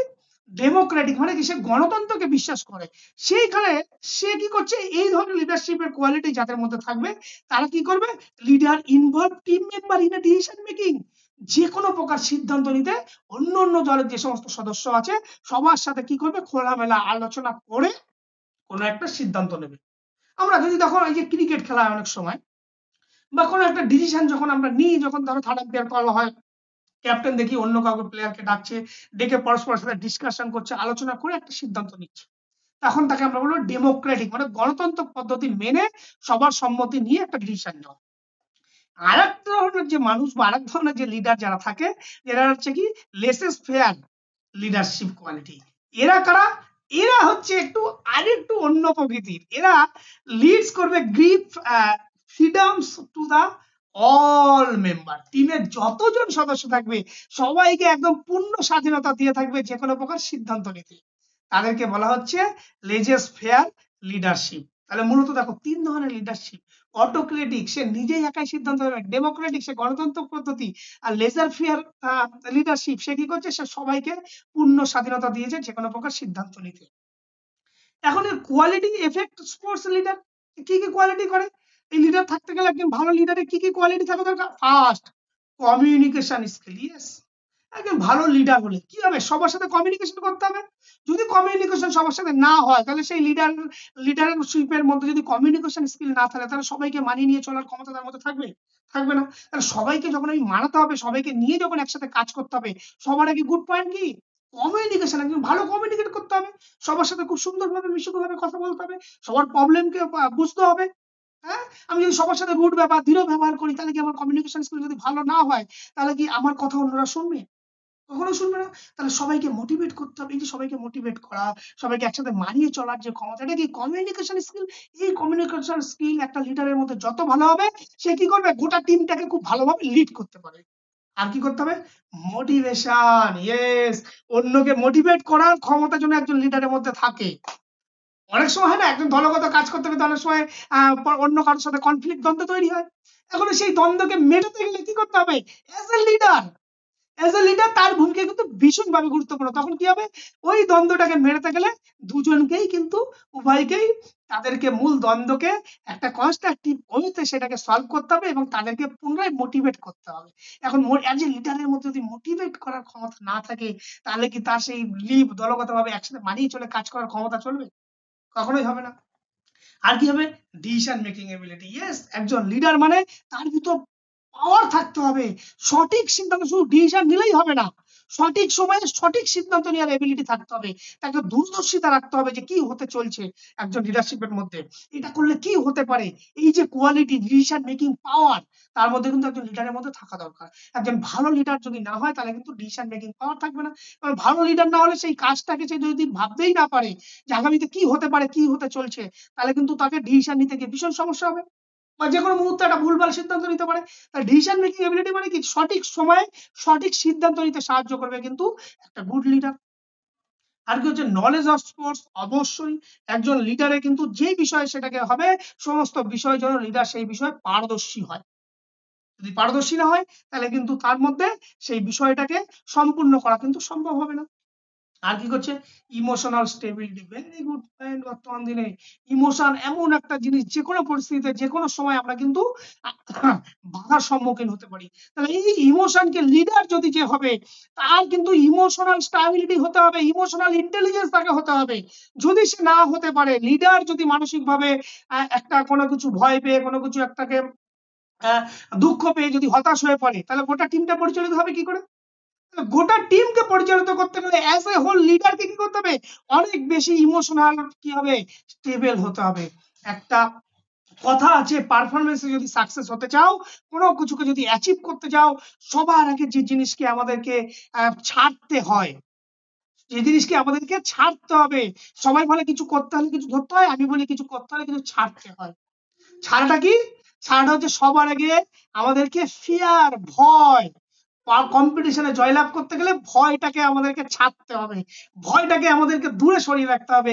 এক্সামে আমাদেরকে যদি ভালো রেজাল্ট করতে হয়, এক্সামের কোশ্চেন পেপারের ভয় আমাদের মাথা থেকে বের করতে হবে। যদি এই ভয়টাকে আমরা একবার বের করে দিতে পারি, বের করে দেওয়া মানে কি, আমাদের মধ্যে আর এই বারবার কি হবে, কোনো নেগেটিভ থিঙ্কিং আমাদের মধ্যে আসবে না। তাহলে এই যে লিডারশিপ, তার মধ্যে যদি এই যে ভয়, ফিয়ার, এগুলো কি ইমোশনাল ফ্যাক্টর, যেগুলো আমাদের পারফরমেন্সের প্রভাব বিস্তার করে। তাহলে এই সমস্ত ইমোশনাল ফ্যাক্টরগুলোকে দূরে সরে আমাদের মধ্যে positive thinking, positive attitude, mindset করতে হবে। তাহলে এই কোয়ালিটিগুলো যদি থাকে, তবে একজন ভালো লিডার আর টিমটাকে সঠিকভাবে পরিচালিত করতে পারে। ইম্পর্টেন্স কি আছে দেখো, গ্রুপ ডাইনামিক কি করবে, গ্রুপ ডাইনামিক্স এনহান্স করবে টিম কোঅপারেশন, দলের মধ্যে সহযোগিতা বৃদ্ধি করবে, ইমপ্রুভ করবে কমিউনিকেশন এন্ড প্রবলেম সলভিং, আর রিডিউস করবে কনফ্লিক্ট, দ্বন্দ্ব কমাতে সাহায্য করবে। গ্রুপ কোহেশন কি করবে, ইনক্রিজ টিম পারফরমেন্স, দলগত পারফরমেন্স বৃদ্ধি করতে সাহায্য করবে। প্রমোট করবে টিম স্যাটিসফ্যাকশন, দলের মধ্যে একটা কি হবে, স্যাটিসফ্যাকশন ডেভেলপ করতে সাহায্য করবে। স্ট্রেনথেন কমিটমেন্ট এন্ড লয়ালিটি, যে কোনো প্রকার কমিটমেন্ট বা অনুতজ্ঞ বাড়াতে সাহায্য করবে।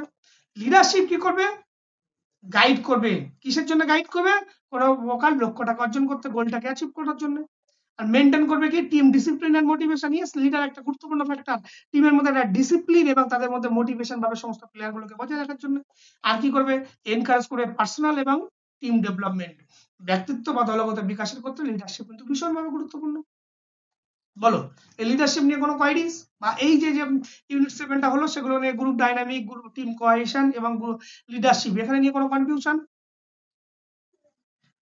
বলো স্যার, বলছিলাম গ্রুপ যদি যত আমার লার্জ হয়, মানে যত বড় হবে, তো মোটিভেশন কি তত বৃদ্ধি পাবে না কমবে? এখানে একটা টিম মেম্বার যত বেশি, মানে আমাদের যদি লার্জ সংখ্যক টিম মেম্বার হয়, সেখানে প্রত্যেক ব্যক্তির আলাদা আলাদা পার্সোনালিটি আছে। তাহলে টিম মেম্বার যদি আমাদের বেশি হয়, সেক্ষেত্রে আমাদের সমস্যা কি বাড়বে না কমবে? বাড়বে। বাড়বে। তাহলে সমস্যা যদি বাড়ে, তাহলে প্রবলেম বাড়ছে। তাহলে প্রবলেম বাড়লে সেক্ষেত্রে আমাদের কিছুটা পারফরমেন্সের ক্ষেত্রে কিছুটা প্রভাব বিস্তার করবে। সেক্ষেত্রে যদি প্রবলেম বাড়ছে, মানে কি পারফরমেন্স কিছুটা নেগেটিভ হওয়ার প্রবণতা থাকে।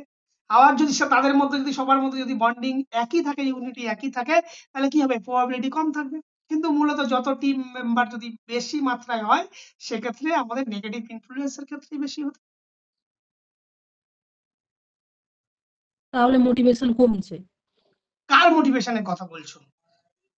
মানে সাপোজ একটা টিমকে একটা জায়গায় লক্ষ্যে পৌঁছানোর জন্য তো মোটিভেশন তো খুব দরকার। সেক্ষেত্রে মোটিভেশন যদি তো ইন্ডিভিজুয়াল, মোটিভেশন তো একটা গ্রুপ ফ্যাক্টর না, মোটিভেশন কি একটা ইন্ডিভিজুয়াল ক্যারেক্টারিস্টিক্স। হ্যাঁ, হ্যাঁ, তাহলে এখানে তো মোটিভেশন, প্রত্যেকটা ধরো তোমার প্লেয়ারে 10 জন প্লেয়ার আছে, তাহলে 10 জনের তো আলাদা আলাদা নিজস্ব মোটিভেশন আছে, এবং তাদেরকে মোটিভেট কে করছে, হয় নিজে থেকে মোটিভেশন, বাইরে থেকে করতে করলে কোচ করলো বা যে ক্যাপ্টেন থাকলো সে মোটিভেট করলো। মোটিভেশনের সাথে এর কি সম্পর্ক আছে? সাপোজ একটা লিডার সব টিমের সব মেম্বারকে নিয়ে একটা লক্ষ্যে পৌঁছাচ্ছে, তো তার সবার যদি কথা সে শোনে বা বেশি যদি লার্জ পপুলেশন হয় বা লার্জ গ্রুপ হয়, সেক্ষেত্রে তো তার ফোকাসটা যা মোটিভেশনটা ডিক্রিজ হচ্ছে আশা করি, মনে হচ্ছে তাই। না, তুমি লিডার, মোটিভেশন তো একটা নিজস্ব ইন্টারনাল ফ্যাক্টর। সেটা তো ইন্ডিভিজুয়াল ডিপেন্ড করছে, সেখানে লার্জ গ্রুপের সাথে কি সম্পর্ক আমি তো বুঝতে পারছি না। তোমার প্রশ্নটা এক্সাক্ট কোন জায়গাটা আমাকে আরেকটু খুলে বলো। ওইটাই বলছিলাম, যদি মোটিভেশনের ক্ষেত্রে যেটা হুম, বলছি আপনাকে, যদি মোটিভেশনটা মোটিভেশন তো দেখো, মোটিভেশন কি একটা ফোর্স যেটা তোমাকে কোনো কাজের প্রতি পরিচালিত করছে। এখন তুমি সেই কাজটা যখন তুমি নিজের ইচ্ছায় করছো, বা তোমাকে কোনো একটা এক্সটার্নাল ফোর্স তোমাকে সেই ভেতরের ফোর্সটাকে জাগৃত করে তোমাকে ঠেলে দিচ্ছে সেই কাজটা। এখন তোমার সাথে যদি লার্জ নাম্বার অফ কম্পিটিশন থাকে, লার্জ নাম্বার অফ যদি টিমমেট থাকে, সেক্ষেত্রে দুভাবে কাজ করে। এক, আইদার মোটিভেশন বাড়তে পারে। দুই, আমাদের ইমোশনাল ফ্যাক্টর, যেটা হচ্ছে কি ওই যে ফিয়ার, ভয়, যদি আমি সিলেকশন না হই টিমে, দুদিকে কাজ করতে পারে। আচ্ছা আচ্ছা, তাহলে এটার সঙ্গে মোটিভেশনের কোনো সম্পর্ক নেই, তাই তো? না, সরাসরি ওইভাবে কোনো সম্পর্ক। মোটিভেশন ওইটা কি, মোটিভেশন ওই যে এক, তোমাকে দুটো ভাবে, যদি তোমার লক্ষ্যে স্থির থাকো, মোটিভেশন কি একটা ফোর্স তোমাকে কাজের ভিতর পরিচালিত করবে। আমি ওই কাজে অংশগ্রহণ করবো, আমি সেদিকে যাচ্ছি। এখন আমি সেখানে গিয়ে দেখলাম তুমি বিরাট মোটিভেট হয়ে গেলে, মোটিভেট হয়ে যাওয়ার পরে তুমি সেখানে কোনো একটা কম্পিটিশনে গেলে, দেখা গেলো তুমি সেই কোনো কম্পিটিশনে কোনো কিছু সিলেকশন, ধরো আজ ফুটবল ট্রায়াল হবে, সেখান থেকে ইউনিভার্সিটি প্লেয়ার সিলেকশন হবে। তুমি একটা এক্সপেকটেশন করেছিলে 10 জন মতো যাবে, দুজনকে নেবে, গিয়ে দেখলে সেখানে 100 জন এসছে। প্রথম ফ্যাক্টর কি কাজ করবে? কি কাজ ভয়। করবে? ভয়। এতগুলো প্লেয়ার এসছে, তার মানে কি এই ভয়টা তোমাকে কি করবে? মোটিভেশন, যে অ্যারাউজাল তোমার মধ্যে উত্তেজনা তৈরি হয়েছিল, সেটা কি হবে? ধীরে ধীরে রিডিউস করবে। করছে কিন্তু কে করলো? ওই যে একটা ইমোশনাল একটা একটা ফোর্স যেটা কাজ করছে, সে কিন্তু তোমাকে করলো। আচ্ছা। যে সাইকোলজিক্যাল ফ্যাক্টর, এগুলো ইমোশন বলো, অ্যাংজাইটি বলো, স্ট্রেস বলো, এগুলো তো এমন কোন একটা স্টেবল ফ্যাক্টর না, এট এ টাইমে একটা ফ্যাক্টরই তোমার উপর প্রভাব বিস্তার করছে। ভ্যারাইটিস টাইপস অফ ফ্যাক্টর আমাদের মধ্যে এট এ টাইমে চলতেই থাকে। তার মধ্যে কোনো একটা ফ্যাক্টর বেশি থাকে, কোনো একটা ফ্যাক্টর কম থাকে। এবার যার প্রভাবটা বেশি সে সেইভাবে পারফরমেন্স ডেভেলপ করছে। ধরো সাপোজ তোমার কাছ দিয়ে এদিক দিয়ে অ্যাংজাইটি আসছে, এদিক দিয়ে স্ট্রেস আসছে, এদিক দিকে মোটিভ ইমোশন আসছে, সব একসাথে এরকম একটা পাইপ দিয়ে ছুটছে। ছুটছে, ছুটতে তো ঠিক একটা জায়গায় সেন্টার আছে, সেখানে সবাই এসে মিলছে। মেলার পরে এবার যার ফোর্স বেশি, সে এবার তোমার মধ্যে ঢুকছে। এরকম ভাবে তুমি ব্যাপারটাকে ভাবো, সবগুলোই কিন্তু বিরাজ করছে। হুম। ক্লিয়ার? হুম। বেশ, ক্লিয়ার স্যার। এবার আসি আমরা ইউনিট 6 এ, যেটা হচ্ছে আমাদের cognitive process, memory, thinking, principal of motor learning. এখন আমরা যদি ফার্স্ট কগনিটিভ প্রসেস সম্পর্কে জানি, যে কগনিটিভ প্রসেস কি, জ্ঞানমূলক প্রক্রিয়া কি। সিম্পল, কগনিটিভ প্রসেস কি একটা মেন্টাল অ্যাক্টিভিটি, একটা মেন্টাল অ্যাক্টিভিটি যেটা কি করছে, involve in acquiring knowledge and understanding. কোনো কিছু কার্য করে আমরা সেটাকে ভালো করে সেই নলেজ সম্পর্কে জানা, তার জ্ঞান সম্পর্কে, এবং আমাদের যে তার আন্ডারস্ট্যান্ডিং, তাকে বোঝার যে একটা মানসিক প্রক্রিয়া, তাকেই আমরা কগনিটিভ প্রসেস বলবো। এটার মধ্যে কি কি আছে? Including awareness, perception, reasoning, memory, thinking, এই সমস্তগুলো কি করছে, এই যে আমাদের মধ্যে যে জ্ঞানমূলক প্রক্রিয়া, কগনিটিভ প্রসেস মানে কি জ্ঞানমূলক প্রক্রিয়া, সেটা কি কোনো একটা কিছুর প্রতি জ্ঞান, সেটাকে বোঝা বা অর্জন করা। তার সাথে যে মানসিক যে সমস্ত কার্যক্রমগুলো রয়েছে, যেমন ধরো কি এই যে অ্যাওয়ারনেস মানে কি সচেতনতা, হ্যাঁ, পারসেপশন মানে কি কোনো কিছুকে পারসিভ করা মানে উপলব্ধি করা, এবং রিজনিং সেটাকে কি যুক্তি, এবং মেমোরি স্মৃতি, এবং আমাদের যে থিঙ্কিং এবিলিটি যে চিন্তা ভাবনা, এইগুলো কি করছে, এই সমস্ত ফ্যাক্টরগুলো কি করছে, আমাদের কোনো একটা খেলাধুলার প্রতি কোনো একটা পারফরমেন্সকে উন্নতি করতে সাহায্য করছে।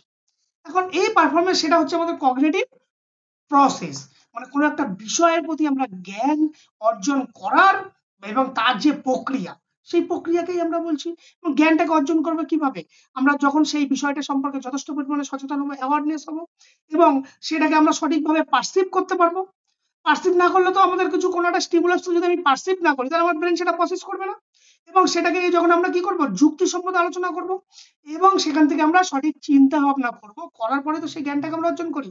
সেই জন্য বলছে কগনিটিভ কি, কগনিটিভ প্রসেস হচ্ছে একটা মেন্টাল অ্যাক্টিভিটি যেটা কি করবে, অ্যাকোয়ার করবে নলেজ অ্যান্ড আন্ডারস্ট্যান্ডিং, কোনো বিষয়কে জানতে এবং বুঝতে আমাদেরকে সাহায্য করবে। তাহলে মেমোরি কি? সিম্পল, মেমোরি হচ্ছে আমাদের একটা মেন্টাল এবিলিটি যেটা কি করছে, to encode and store and retractive the information. এই যে আমাদের ব্রেন, আমরা কম্পিউটারে হার্ড ডিস্ক লাগাই, কিছু সেভ করি, ফোনে ইন্টারনাল মেমোরি থাকে থাকে না, আমাদের এত জিবি মেমোরি, সেখানে কি করছে আমরা ছবি, গ্যালারি, ফাইল, মিডিয়া সমস্ত কিছু সেখানে সেভ করে রাখছি। এখন আমাদের মাথার ভিতরেও এরকম একটা ব্রেনের মধ্যে একটা জায়গা আছে যাকে বলা হয় সেরিব্রাম, যেখানে কি হয় সেটাকে আমরা কি বলছি মেমোরি, সেখানে সবকিছু স্টোর করে আমাদেরকে রাখা থাকে। হ্যাঁ, সেখানে সমস্ত ইনফরমেশন, সেখানে যে আমরা বারবার আমি এখন এতগুলো কথা বলছি কি, এগুলো কিন্তু সব আমার মাথার ভিতরে আগে থেকে আছে, প্রসেস হচ্ছে। বা আমরা ধরো কালকে কি হয়েছে আমরা এই যে রিকল করতে পারছি কেন, কারণ সেখানে আমাদেরকে ফাইল ফাইল হিসাবে সেগুলো স্টোর করা আছে। যদি সেগুলো ফাইল হিসাবে স্টোর করা না থাকতো তাহলে আমরা সেগুলোকে মনে থাকতে পারি না। অনেক সময় কি হয়, কোনো জিনিস দীর্ঘদিন তুমি মনে করোনি, অনেক সময় আমরা সেটাকে সঠিকভাবে মনে করতে পারি না, ভুলে যাই। কেন? কারণ দীর্ঘদিন মনে না করতে করতে কোনো ফাইলকে আমাদের ব্রেন কি করে, অটোমেটিক সেগুলো অটোমেটিক ডিলিট হয়। ডিলিট হয়ে প্রথমে কোথায় যায়, রিসাইকেল বিন, তোমার সবার ফোনে আছে, ঠিক আমার মেমোরিতে ওরকম রিসাইকেল বিনে আগে স্টোরেজ হয়। ওই জন্য কিছু কিছু আমরা মনে করতে পারি, আবার যদি তুমি সেটাকে সঠিকভাবে মনে করো রিসাইকেল বিন থেকে আবার রিস্টোর হয়ে যায় আমাদের সেরিব্রাম অংশে। সেই জন্য বলছে memory is a mental ability, সেটা কি করছে, to encode, store and retrieve information. It is essential in learning new skill. Essential কেন? একটা স্কিল শেখার জন্য কিভাবে তার পারফর্ম করতে হয়, তার স্টেপ বাই স্টেপ সেগুলোকে সঠিকভাবে মনে রাখতে হবে। হ্যাঁ, রিকলিং স্ট্র্যাটেজি, সেকে রিকল করছি কিভাবে তার স্ট্র্যাটেজি করছে, and performing under pressure in sports. তার মানে একটা নতুন দক্ষতা শেখার ক্ষেত্রে, হ্যাঁ, কৌশলকে সঠিকভাবে মনে রাখা বা চাপের মধ্যে কিভাবে পারফরমেন্স করতে হয়, এই সমস্ত কাজের জন্য কিন্তু আমাদের এই মেমোরি ভীষণভাবে ভীষণ গুরুত্বপূর্ণ। আমার যদি স্টোর, যদি ইন্টারনাল ক্যাপাসিটি না থাকে, আমার যদি কোনো বিষয় আমি যেটা পড়ছি সেটা যদি আমার মেমোরিতে সেভাবে স্টোর না থাকে, পরীক্ষার খাতায় লিখবো কি, কি লিখবো? তাহলে আগে তো আমাকে সেটাকে স্টোর ক্যাপাসিটি বাড়াতে হবে।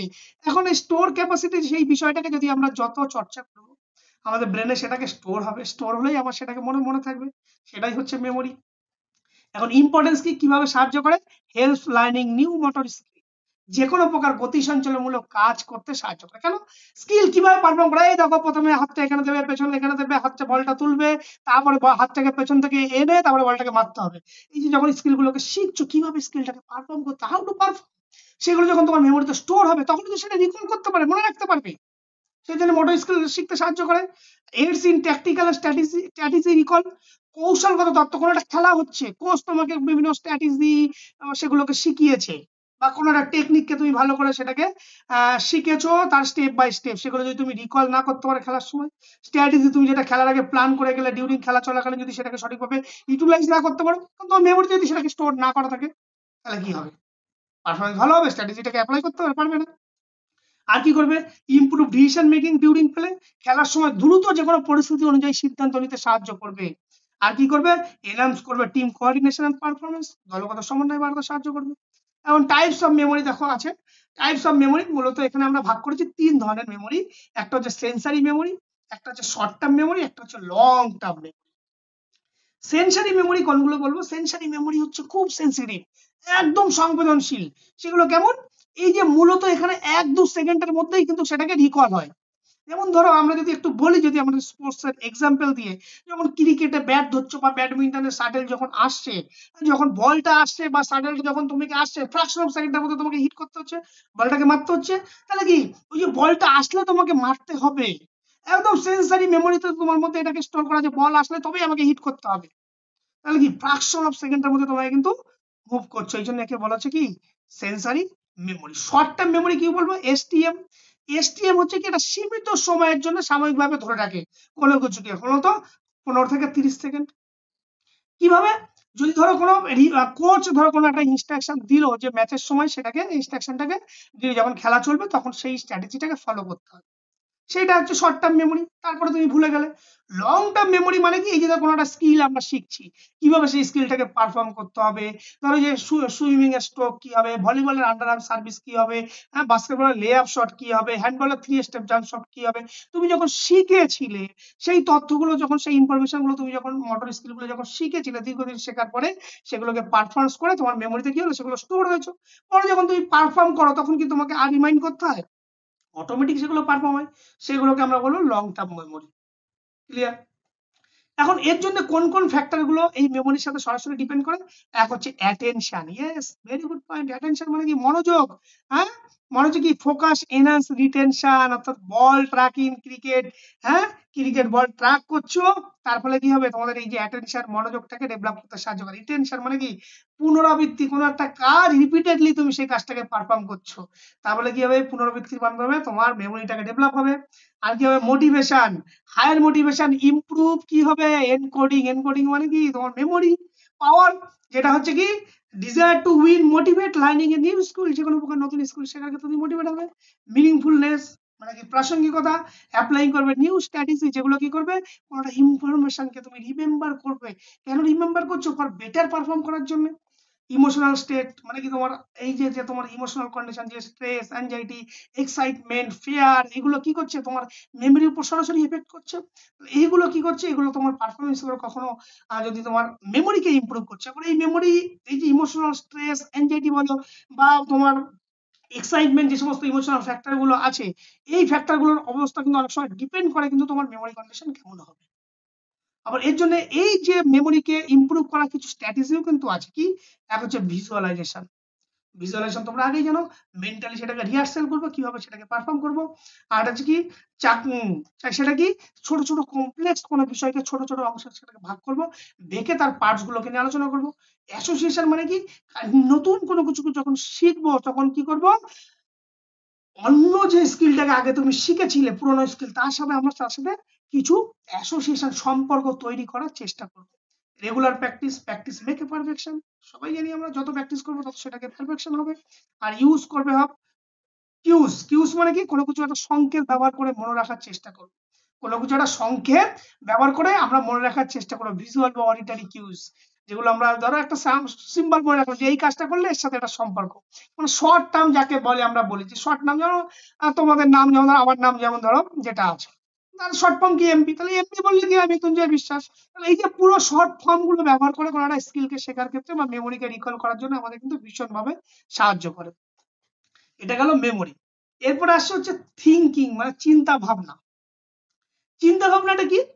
চিন্তা ভাবনা হচ্ছে সিম্পল, এই থিঙ্কিং হচ্ছে কি একটা মেন্টাল প্রসেস, যেটার মাধ্যমে কি হয়, কোনো একটা বিষয়ের প্রতি কি করছি, কোনো একটা ইনফরমেশনের মধ্যে একটা সেটাকে আমরা ফিল করি, বা কোনো একটা সিদ্ধান্তকে সঠিকভাবে গঠন করার চেষ্টা করি, বা কোনো একটা প্রবলেমকে, কোনো একটা সমস্যাকে সমাধান করার চেষ্টা করি, বা কোনো কোনো সময় আমরা নতুন নতুন যে ধারণা তৈরি হয়, কোথার থেকে হয়, এই থিঙ্কিং বা এই মেন্টাল প্রসেস থেকে। সেই জন্য বলেছে দেখো, thinking is a mental process of manipulating information. কেন ম্যানিপুলেটিং বলছি? কোনো একটা ইনফরমেশনকে আমি কি করছি, ইনফরমেশনটাকে নিয়ে আমি তার যে সঠিক ধারণা, সেই তার যে ওভারঅল কনসেপ্ট, সেটাকে আমি কি করছি, তার উপর ভিত্তি করে আমি কোনো ডিসিশন নিচ্ছি, কোনো প্রবলেম সলভ করছি, কোনো কিছু নতুন আইডিয়া জেনারেট করছি। নতুন নতুন আইডিয়া, এই যে অনেক সময় হয় না, আমরা কোনো বিষয় নিয়ে কিছু ভাবছি, কোনো ভেবে আমি একটা নতুন কিছু তৈরি করলাম, বা কোনো কিছু একটা তোমাদেরকে একটা টাস্ক দেওয়া যে তোমরা এই জিনিসটাকে দেখো, দেখে তোমাদের এখান থেকে কি মনে হচ্ছে দেখো। তোমরা সেই জিনিসটাকে দেখলে, সেটাকে অ্যানালিসিস করলে, সেটা নিয়ে অনেক বেশি চিন্তা ভাবনা করলো, করার পরে তুমি একটা ডিসিশন লিখছো। তাহলে সিম্পল কি, এটা একটা মেন্টাল কি প্রসেস, যেটা কি করছে, কোনো একটা ইনফরমেশন, কোনো একটা পার্টিকুলার বিষয়কে ম্যানিপুলেট মিন্স সেটাকে কাটাছেঁড়া করছো, সেটাকে নাড়াচাড়া করছো। করে কেন করছো? তার যে ওভারঅল কনসেপ্ট আছে সেখান থেকে কোনো একটা ডিসিশন, কোনো একটা প্রবলেম সর্ট আউট করছো, বা কোনো একটা নতুন কোনো আইডিয়াকে তুমি তৈরি করছো। সেটাই হচ্ছে তোমার থিঙ্কিং। এখন এইটা ক্রীড়াক্ষেত্রে কিভাবে করছে দেখো। In sports, effective thinking helps the athlete plan strategy. ওই যে আমি স্ট্র্যাটেজিটাকে প্ল্যান করব, মেন্টালি প্রসেস, আগে তুমি ভাবছো কিভাবে খেলাটা হবে, তার প্ল্যান তৈরি করছো, কোনো একটা কুইক ডিসিশন তুমি নিতে সাহায্য করছো, অ্যাডাপ্ট দ্য গেম সিচুয়েশন, তুমি যে কোনো খেলার পরিস্থিতি অনুযায়ী এটাকে মানিয়ে নিতে পারছো। এটাই হচ্ছে কি একটা মেন্টাল প্রসেস। এখন এটা পোস্ট পারফরমেন্সের ক্ষেত্রে কি ইম্পর্টেন্স, ডিসিশন মেকিং, যে কোনো সময় একটা সঠিক সিদ্ধান্ত নিতে সাহায্য করে, প্ল্যানিং অ্যান্ড এক্সিকিউটিং স্ট্র্যাটেজি, তুমি যেটা প্ল্যান আগে থেকে ভেবেছিলে, থিঙ্কিং করেছিলে, সেটাকে তুমি এবার এক্সিকিউট করতে, স্ট্র্যাটেজি তৈরি করতে সাহায্য করছো। প্রমোট করবে adaptability and creativity, creativity means very good, আমরা যত ভাবি সবার মধ্যে নতুন নতুন আইডিয়া কোথা থেকে আসে, ভাবনা থেকে আসে, ভাবনাটা কোথা থেকে আসে, থিঙ্কিং, মানে তোমার মেন্টাল প্রসেস থেকে আসছে নতুন নতুন আইডিয়া, নতুন নতুন ভাবনা, সেই জন্য বলছি যে adaptability and creativity. Types of thinking, কত ধরনের থিঙ্কিং হতে পারে, থিঙ্কিং এখানে দেখো মূলত বোধহয় আমি 4 প্রকার না 5 প্রকার লিখেছি, এখানে আছে দেখো 5 প্রকার লিখেছি। ফার্স্ট হচ্ছে ক্রিটিক্যাল থিঙ্কিং। ক্রিটিক্যাল থিঙ্কিং মানে কি, একদম সমালোচনামূলক চিন্তা ভাবনা, এই যে কোনো প্রকার ইনফরমেশনকে, যে কোনো প্রকার তথ্যকে আমরা কি করবো, সঠিকভাবে সেটাকে জাজ করব, যুক্তিসঙ্গত ভাবে কোনো কিছুকে সিদ্ধান্ত নেব যখন, তখন আমরা তাকে বলবো ক্রিটিক্যাল থিঙ্কিং। ক্রিয়েটিভ থিঙ্কিং মানে কি, কোনো একটা বিষয় থেকে নতুন নতুন ধারণা, নতুন নতুন কৌশল তৈরি করা, তখন তাকে আমরা বলবো ক্রিয়েটিভ থিঙ্কিং। এখানে কতগুলো উদাহরণ দেওয়া যাবে, সেগুলোকে আর বলছি না।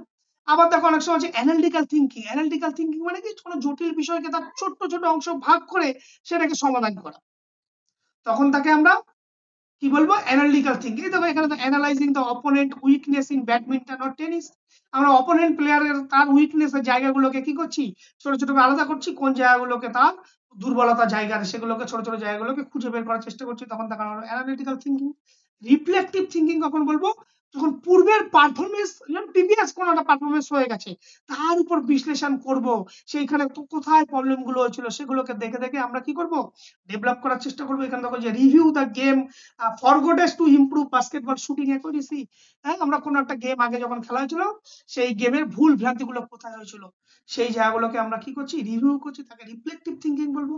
আর ডিসিশন মেকিং থিঙ্কিং মানে কি, ডিসিশন নেব যে বিভিন্ন প্রকার অপশনগুলোর মধ্যে কোনটি সেরা, সঠিক সিদ্ধান্ত নিতে আমাদেরকে সাহায্য করবে। এখানে বলে দেখো choose appropriate practice in a cricket match based on pitch condition, আমাদের পিচের কন্ডিশনের উপর ডিপেন্ড করে বা ওয়েদার কন্ডিশনের উপর ডিপেন্ড করে আগে ব্যাট করবো না পরে ব্যাট করবো, এই ডিসিশন কোনো একটা সিদ্ধান্ত নিতে সাহায্য করবে, তখন আমরা ডিসিশন মেকিং থিঙ্কিং। ক্লিয়ার? এর জন্য কোন কোন ফ্যাক্টর গুলো দায়ী এই থিঙ্কিং এর জন্য, এক হচ্ছে এক্সপিরিয়েন্স, অভিজ্ঞতা, ভীষণ ভাবে দায়ী।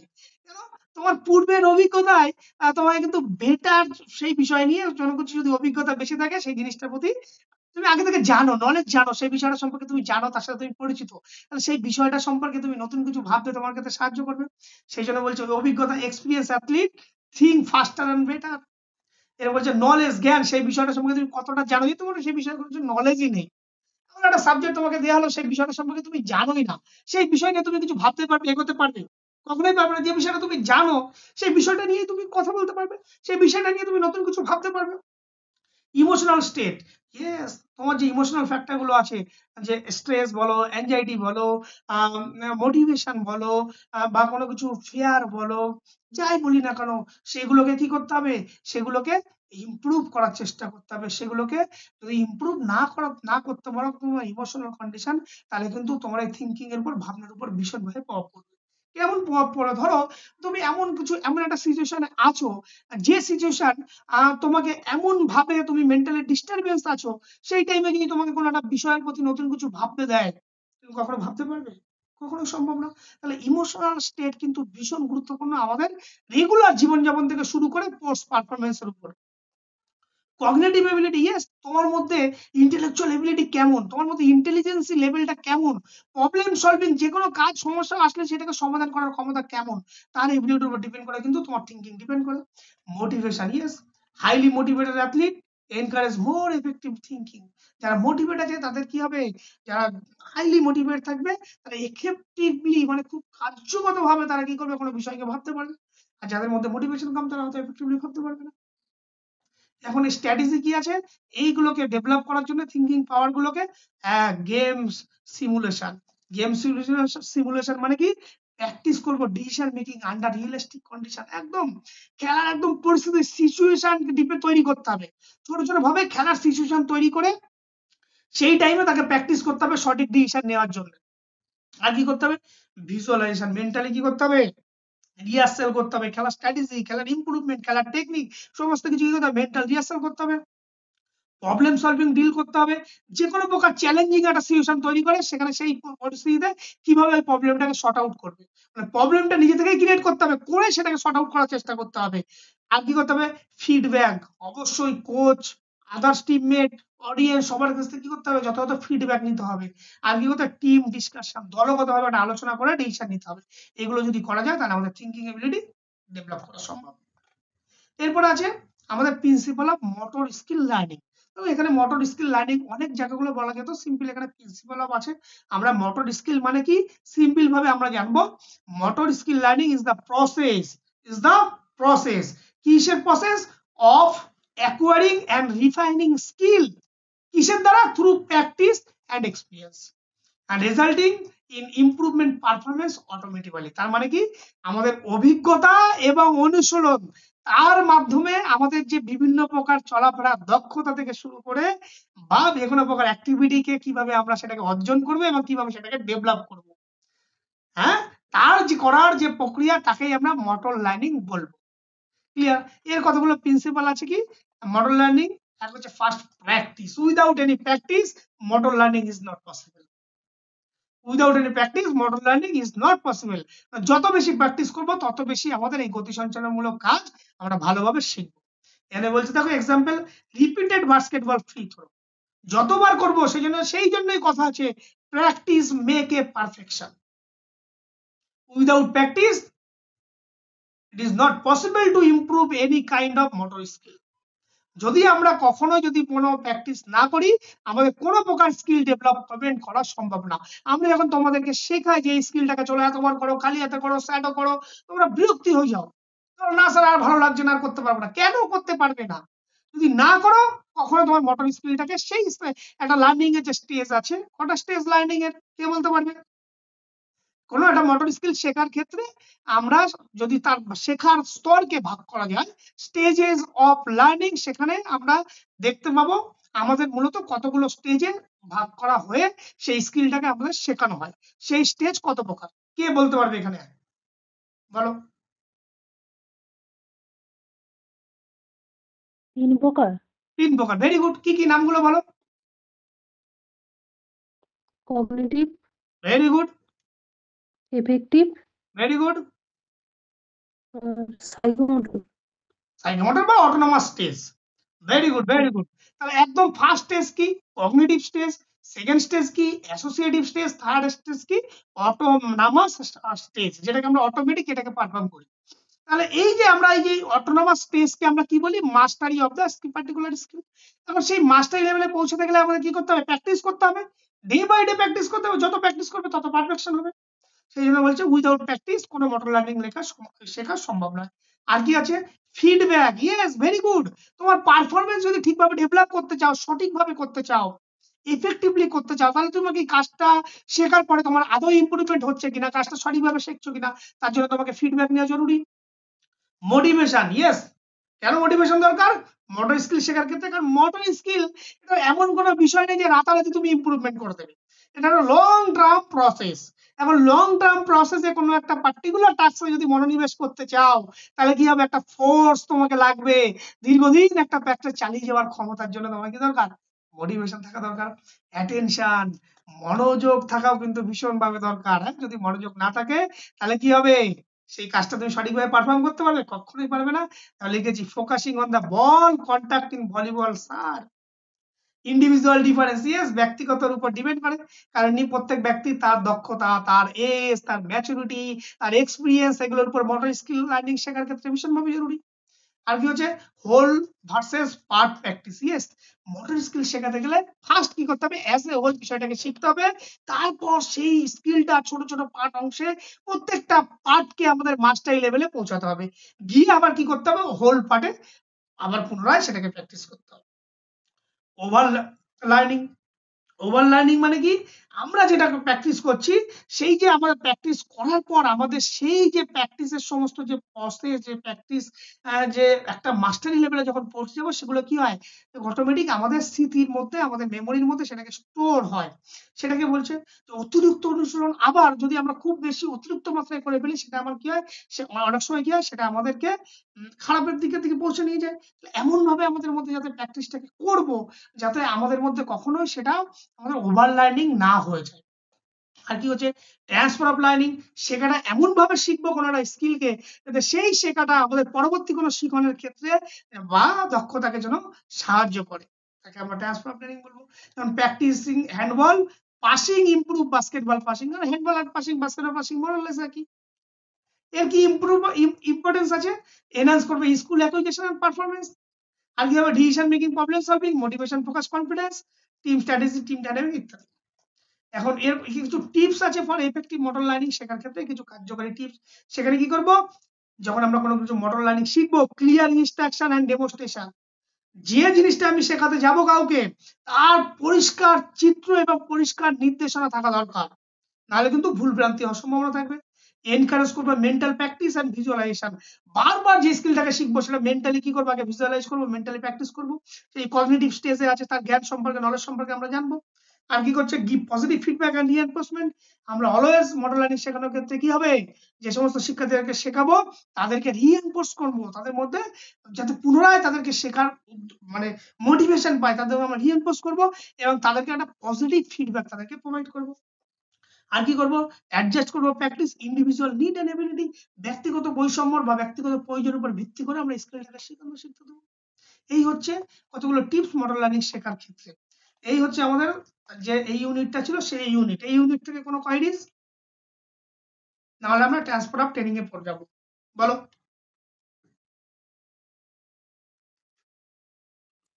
স্যার। আচ্ছা ওকে, আমি একটু 30 সেকেন্ড একটুখানি বাইরে থেকে আসছি, হ্যাঁ, তারপরে এসে শুরু করছি। এরপরে আমাদের যেটা আছে transfer of training and it's type and it's implication in sports. Transfer of training বলতে আমরা সাধারণত কি বুঝি, ট্রান্সফার শব্দটা আগে যুক্ত হচ্ছে। ট্রান্সফার মানে কি, কোনো কিছুকে এক জায়গা থেকে অন্য জায়গায় সরিয়ে আনা, সরিয়ে আনবো, এক জায়গা থেকে অন্য জায়গায় সরিয়ে আনবো। কিভাবে সরিয়ে আনবো, ট্রেনিং অ্যান্ড বা লার্নিং আমরা যাই বলি না কেন, যখন কোনো কিছু আমি পূর্বে কিছু শিখেছি, সেই শেখা থেকে যে জ্ঞান, সেই শেখা থেকে যে নলেজ, সেই শেখা থেকে যে অভিজ্ঞতা, সেটা যখন আমাদের নতুন কিছু শিখবো, শেখার ক্ষেত্রে ওই যে পূর্বে যেটা শিখেছিলাম, যে নলেজ শিখেছিলাম, যে জ্ঞানটা শিখেছিলাম, যে অভিজ্ঞতাটা হয়েছিল, পূর্ববর্তী কোনো বিষয়, নতুন কোনো বিষয় শেখার ক্ষেত্রে যখন পূর্ববর্তী কোনো বিষয়ের জ্ঞান, নলেজ, অভিজ্ঞতা যখন আমাদেরকে সাহায্য করবে, আমাদের নতুন বিষয়বস্তু শেখার ক্ষেত্রে প্রভাব বিস্তার করবে, প্রভাব ফেলবে, তাকে হতে পারে সেটা পজিটিভ প্রভাব, হতে পারে সেটা নেগেটিভ প্রভাব, যাই হোক না কেন প্রভাব ফেলবে, মানে ট্রান্সফার হচ্ছে নলেজটা, তাকে আমরা বলবো কি transfer of training, transfer of বা লার্নিং। এখানে দেখো বলা আছে transfer of learning or training refers to the influence, কিসের করবো, that previous learning or training has on acquisition or performance of a new skill or task, অর্থাৎ নতুন কোনো বিষয়ের শেখার ক্ষেত্রে পূর্বের অভিজ্ঞতা বা পূর্বের কোনো জ্ঞান আমাদের নতুন শেখার ক্ষেত্রে প্রভাব বিস্তার যখনই করবে, তখনই আমরা তাকে বলবো ট্রান্সফার অফ লার্নিং বা ট্রান্সফার অফ ট্রেনিং। এটা কি বলছে, it explain how knowledge, skill, attitude, habit learned in one context affect or assist learning in another. এখানে কিন্তু কোনো পজিটিভ, কোনো নেগেটিভ কিচ্ছু বলেনি, এফেক্ট করবে, হতে পারে পজিটিভ এফেক্ট করবে, হতে পারে সেই শেখানোর ক্ষেত্রে আমি আগে যেটা শিখেছিলাম এখন নতুন শিখতে গিয়ে সেটা আমাকে সাহায্য করছে, হতে পারে সেটা আমাকে বাধা প্রদান করছে। তখন যখনই নলেজটা ট্রান্সফার হচ্ছে তখনই আমরা তাকে বলবো ট্রান্সফার অফ ট্রেনিং। এখন আমরা যদি এখন দেখি টাইপস অফ ট্রেনিং বা types of transfer of training, তোমরা মূলত বইতে 3 ধরনের মূলত পেয়েছো, positive, negative, zero transfer of training. আমি এখানে অনেকগুলো প্রায় 9 থেকে 10টা আমি ট্রান্সফার অফ ট্রেনিং গুলোকে বলবো, সেগুলোর মধ্যে ভালো করে বোঝার চেষ্টা করবে। এক, পজিটিভ ট্রান্সফার অফ ট্রেনিং কাকে বলবো, পজিটিভ মানে ভালো কিছু হবে, মানে পূর্বের যখন অভিজ্ঞতা, নতুন কিছু যখন শিখবো তখন আমাদের কি হবে, কোনো কিছুকে শিখতে সাহায্য করবে, শিখতে সাহায্য করবে। যেমন সাইকেল চালাতে শিখতে পারলে মোটর বাইক চালানো শেখা যায়, বা ওই যে হ্যান্ডবলের আমরা যদি ডিবিল শিখি, বাস্কেটবল শিখতে সাহায্য করবে ডিবিল, তখন কি হচ্ছে আমাদের পজিটিভ এফেক্ট করছে, সাহায্য করছে, সেই জন্য বলছি পজিটিভ ট্রান্সফার। নেগেটিভ ট্রান্সফার আমরা কখন বলবো, যখন এই পূর্বের শেখা নতুন কিছু শিখবো, সেই শিখতে গেলে বাধা প্রদান করবে, মানে মাইনাস, আমাকে শিখতে বাধা দেবে, তখন আমরা কি বলবো, নেগেটিভ ট্রান্সফার। কি বলবো, বাঁ হাতে ব্যাটিং শেখার পর ডান হাতে ব্যাট ধরা শেখা অনেক সময় কঠিন হয়ে পড়ে, বা আমরা যখন আমরা যদি ভলিবলে স্পাইক করি, সেখানে আমরা 3 স্টেপ কি করি, জাম্প করি, সেটা শেখার পর যখন আমরা বাস্কেটবলে বারবার লে আপ শট দিতে যাব, তখন কি হয়, আমাদের অনেক সময় বাধা প্রদান করে, সেই জন্য তখন নেগেটিভ ট্রান্সফার হয়। জিরো ট্রান্সফার কখন বলবো? যখন কোনো প্রকার এফেক্ট হবে না, নতুন কিছু শিখবো, শেখার উপর আবার কোনো না পজিটিভ এফেক্ট না কোনো নেগেটিভ এফেক্ট পড়বে, তখন আমরা তাকে কি বলবো? জিরো ট্রান্সফার অফ ট্রেনিং বা লার্নিং। যেমন ছবি আঁকা শিখতে পারলে আমাদের গণিত শেখার ক্ষেত্রে কোনো কাজে আসে না, তখন আমরা তাকে, এটা তো গেলো আমাদের কথা। এইবার যদি আসি আমরা আরেকটু ডিপলি যদি যাই, তাহলে আমাদেরকে বলবো বাইল্যাটারাল ট্রান্সফার। বাইল্যাটারাল ট্রান্সফার গুলো আগের বার কিন্তু সেটাই কিন্তু একটা প্রশ্ন এই ট্রান্সফার অফ লিঙ্ক থেকে এসেছিল, সেই জন্য এগুলোকে ভালো করে বোঝো। বাইল্যাটারাল ট্রান্সফার কখন আমরা বলবো? যখন আমাদের শরীরের এক পাশ থেকে যখন কোনো শেখা, আমার শরীরের এক পাশে কিছু শিখলাম, সেই শেখাটা যখন আমি অন্য কোনো পাশে করব, সেই শেখার ক্ষেত্রে আমাদেরকে যখন স্থানান্তর হবে, আমি ডান হাতে বল ছুটতে পারি, এই ডান হাতে বল ছোড়া আমি সারা জীবন শিখে গেছি, সেই শেখাটা যখন আমি বাঁ হাতে বল ছুটতে পারছি, তখন কি শরীরের এক পাশ থেকে আরেক পাশে শিকনটা হস্তান্তরিত হলো, তখন কি হয়? তখন তাকে আমরা বলবো বাইল্যাটারাল ট্রান্সফার। আমরা ডান হাতে লিখছি, ডান হাতে আমরা লিখতে পারি, বাঁ হাতেও আমরা যখন লিখা প্র্যাকটিস করবো আমরা তখন লিখতে পারবো কিছুটা, তখন তাকে বলবো বাইল্যাটারাল ট্রান্সফার। ল্যাটারাল ট্রান্সফার আমরা কখন বলবো? যখন সিমিলার কোনো কনটেক্সট বা সিমিলার কোনো কাজের মধ্যে শেখাটা যখন হস্তান্তর হবে, সিমিলার টাইপ অফ কাজ। যেমন আমি এখানে বলেছি, আমরা যখন ট্রান্সলেট করছি, ইংরেজি থেকে বাংলা অনুবাদ যদি শেখার পরে আমাদের কি করবে? হিন্দি অনুবাদ শিখতেও কিন্তু অনেক সময় সহায়তা করে। সিমিলার কোনো টাস্কের মধ্যে যখন হেল্প করছে, তখন তাকে আমরা বলবো ল্যাটারাল ট্রান্সফার। ভার্টিক্যাল ট্রান্সফার আমরা কখন বলবো? যখন নিম্ন স্তরের বা নিম্ন ক্লাসের কোনো জ্ঞান যখন পরবর্তী ক্লাসে জ্ঞান অর্জন করতে সহায়তা করবে, তখন আমরা তাকে কি বলবো? Vertical transfer. যখন গণিত শেখার পর কি হবে? হ্যাঁ, গণিত শেখার পর গুণফল শেখা সহজ হয়, বা আরো যদি আমরা সহজ করে বলি যে আমরা যখন কোনো ম্যাথামেটিক্স এর কোনো ক্যালকুলেশন আমরা যখন শিখি, সেই ক্যালকুলেশন আমাদের স্ট্যাটিস্টিক্স শিখতে কিছুটা হেল্প করে, তখন কি হচ্ছে? ভার্টিক্যালি ট্রান্সফার হচ্ছে।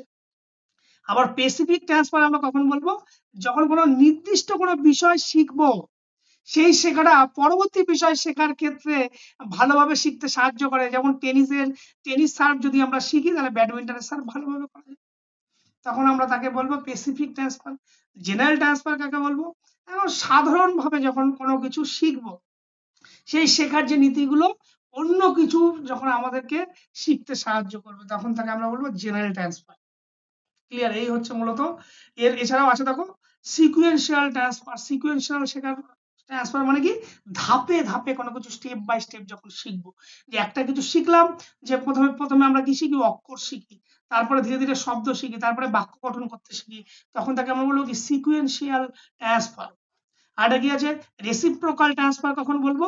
যখন দুটো দক্ষতা পরস্পরের মধ্যে স্থানান্তরিত হয়।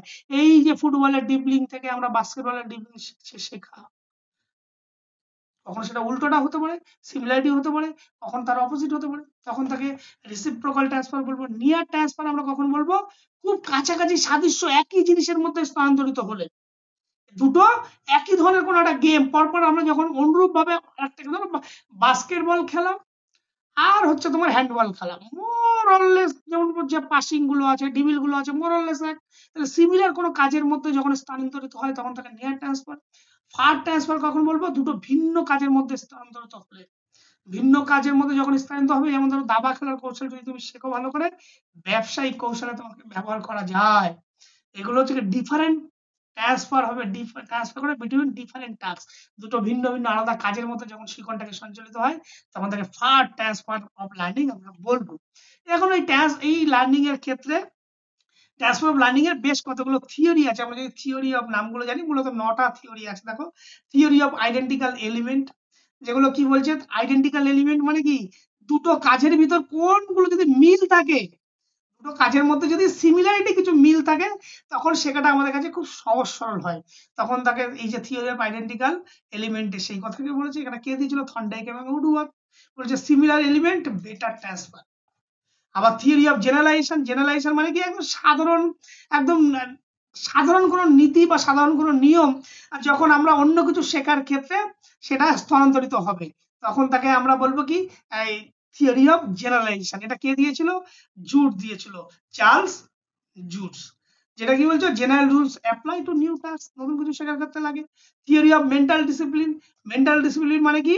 এখানে বলেছিল যে আমরা যে কঠিন জটিল বিষয়গুলো কমপ্লেক্স কোনো টাস্ক আমরা যখন শিখি, আবার সেই কমপ্লেক্স টাস্ক শেখার মধ্যে আমাদের যে মেন্টাল যে থিঙ্কিং পাওয়ার যেটা ইমপ্রুভ হয়, যেমন মনের মধ্যে যে শৃঙ্খলা তৈরি হয়, সেটা কি করছে, নতুন কোনো বিষয়ের মধ্যে শিখতে আমাদেরকে সাহায্য করছে। তখন তাকে আমরা বলবো কি মেন্টাল ডিসিপ্লিন। এখন কি বলছো, মাইন্ড ট্রেনিং ইমপ্রুভ আদার লার্নিং। আবার থিওরি অফ অ্যাপ্রিসিয়েশন, সেখানে কি বলছে, পূর্বের অভিজ্ঞতা, পাস্ট কোনো এক্সপিরিয়েন্স, সেটা হেল্পস করছে কি নতুন কোনো বিষয়কে বা নতুন কোনো কিছুকে শিখতে। তখন আমরা তাকে বলবো থিওরি অফ অ্যাপ্রিসিয়েশন। কে দিয়েছিল? John Herbart. বলছে old knowledge helps new learning. আর যে ইনসাইট থিওরি, যেটা কি দিয়েছিল? গেস্টাল্টের থিওরি। যেখানে কি বলেছিল, ইনসাইট থিওরি মানে কি, আন্ডারস্ট্যান্ডিং, কোনো কিছুকে বোঝার চেষ্টা করব, আর যে কোনো কিছুকে বোঝার মাধ্যমে আমি কোনো কিছু দ্রুত সেটাকে শিখতে পারবো। তখন তাকে বলেছিল ইনসাইট থিওরি। আরো কতগুলো থিওরি আছে, সেই আরো 3টে, টোটাল 8টা থিওরি আছে, সেগুলো কমন থিওরি বলে আমরা তোমরা আর বললাম না। যেগুলো যেটা লার্নিং এর থিওরি, যেটা তোমরা সবাই জানো, লজ অফ লার্নিং এর থিওরি 3টের নাম কি বলো দেখি তোমরা, বলো, কুইক রেসপন্স করো। লার্নিং এর যে 3টে কমন থিওরি আছে সেটা কি কি?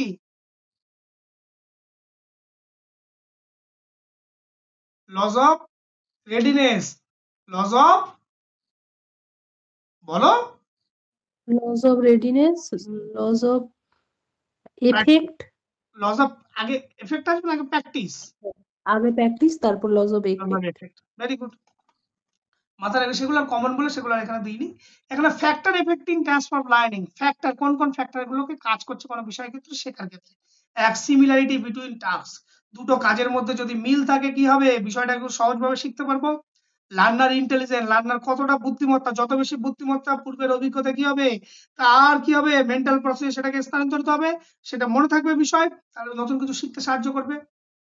মিনিংফুলনেস অফ লার্নিং, ভালোভাবে যদি কোনো কিছু একটা শিখন, যদি শেখো, পরবর্তী শিখনের ক্ষেত্রে সেটাকে কাজে লাগবে। মোটিভেশন, অ্যাটিটিউড সেটার উপর ডিপেন্ড করে। মেথড অফ লার্নিং, শেখার পদ্ধতি, কোন পদ্ধতিতে তুমি শিখছো সেই শেখাটাও কিন্তু অনেক সময় নতুন কিছু শিখতে সাহায্য করে। Time interval between learning and transfer, কোনো বিষয়টাকে শিখছো, নতুন কোনো টাস্ক, তারপরে পরবর্তী কোনো নতুন টাস্ক যখন শিখবে, এই দুটোর মধ্যবর্তী ভিতরের গ্যাপ যদি খুব কম হয়, সেক্ষেত্রে কিন্তু পরবর্তী শিখনের উপর কিছুটা প্রভাব পড়ে। যদি গ্যাপটা পর্যাপ্ত পরিমাণে যদি সময় হয়, যদি প্রথম যেটা শিখছো সেটা যদি ভালো করে শেখো, তারপরে যদি অন্য কিছু শেখো, তাহলে সেক্ষেত্রে অন্য নতুন কিছু শেখাটা অনেক বেশি সহজ সরল হয়। লেভেল অফ মাস্টারি, তুমি কতটা শিখেছো, যে লার্নিং এর যে কাজটা, যে টাস্কটা তুমি শিখেছো, তার কি মাস্টারি লেভেলে পৌঁছেছো? যদি পৌঁছানোর পর তুমি যদি সেটাকে শেখো, তাহলে তোমার অন্য শেখাটা অনেক বেশি সহজ সরল হয়। ইমোশনাল কন্ডিশন, দেখো প্রত্যেকগুলো পয়েন্টের মধ্যে কিন্তু ইমোশনাল ফ্যাক্টরটা ভীষণভাবে জড়িত। তোমার বর্তমান মানসিক অস্থিরতা, এই যে মানসিক অস্থিরতা আমাদের কেন তৈরি হয়, মানসিক অস্থিরতার মূল কারণ হচ্ছে ইমোশনাল ফ্যাক্টর। ইমোশনাল কন্ডিশনটা তোমার মানসিক অবস্থা কি অবস্থায় আছে, তার উপর কিন্তু ইতিবাচক প্রভাব ফেলে তোমার নতুন বিষয় শেখানোর ক্ষেত্রে। ক্লিয়ার? এখন এক্সাম্পল অফ, এখানে কতগুলো শিক্ষার কতগুলো এক্সাম্পল দেওয়া আছে।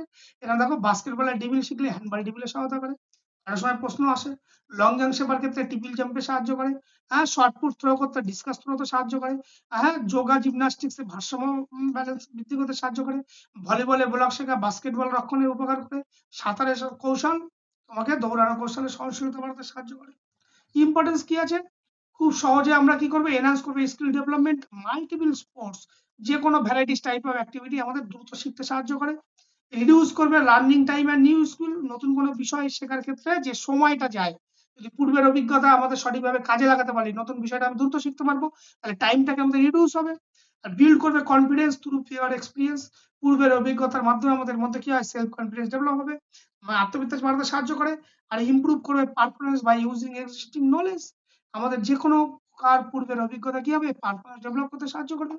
এনকারেজ করবে transfer strategy and tactics across sports, promote করবে better motor coordination and activity, যে কোনো প্রকার মোটর অ্যাক্টিভিটি শিখতে আমাদেরকে দ্রুত সাহায্য করবে। এই হলো মোটর ট্রান্সফার। বলো, transfer of learning, transfer of learning থেকে কোনো কোয়ারিজ না হলে আমরা long term short term psychological প্রিপারেশনের দিকে যাব। No sir. ওকে, এরপরে আছে দেখো আমাদের পরবর্তী যে ইউনিট 8, সেখানে আছে long term and short term psychological preparation.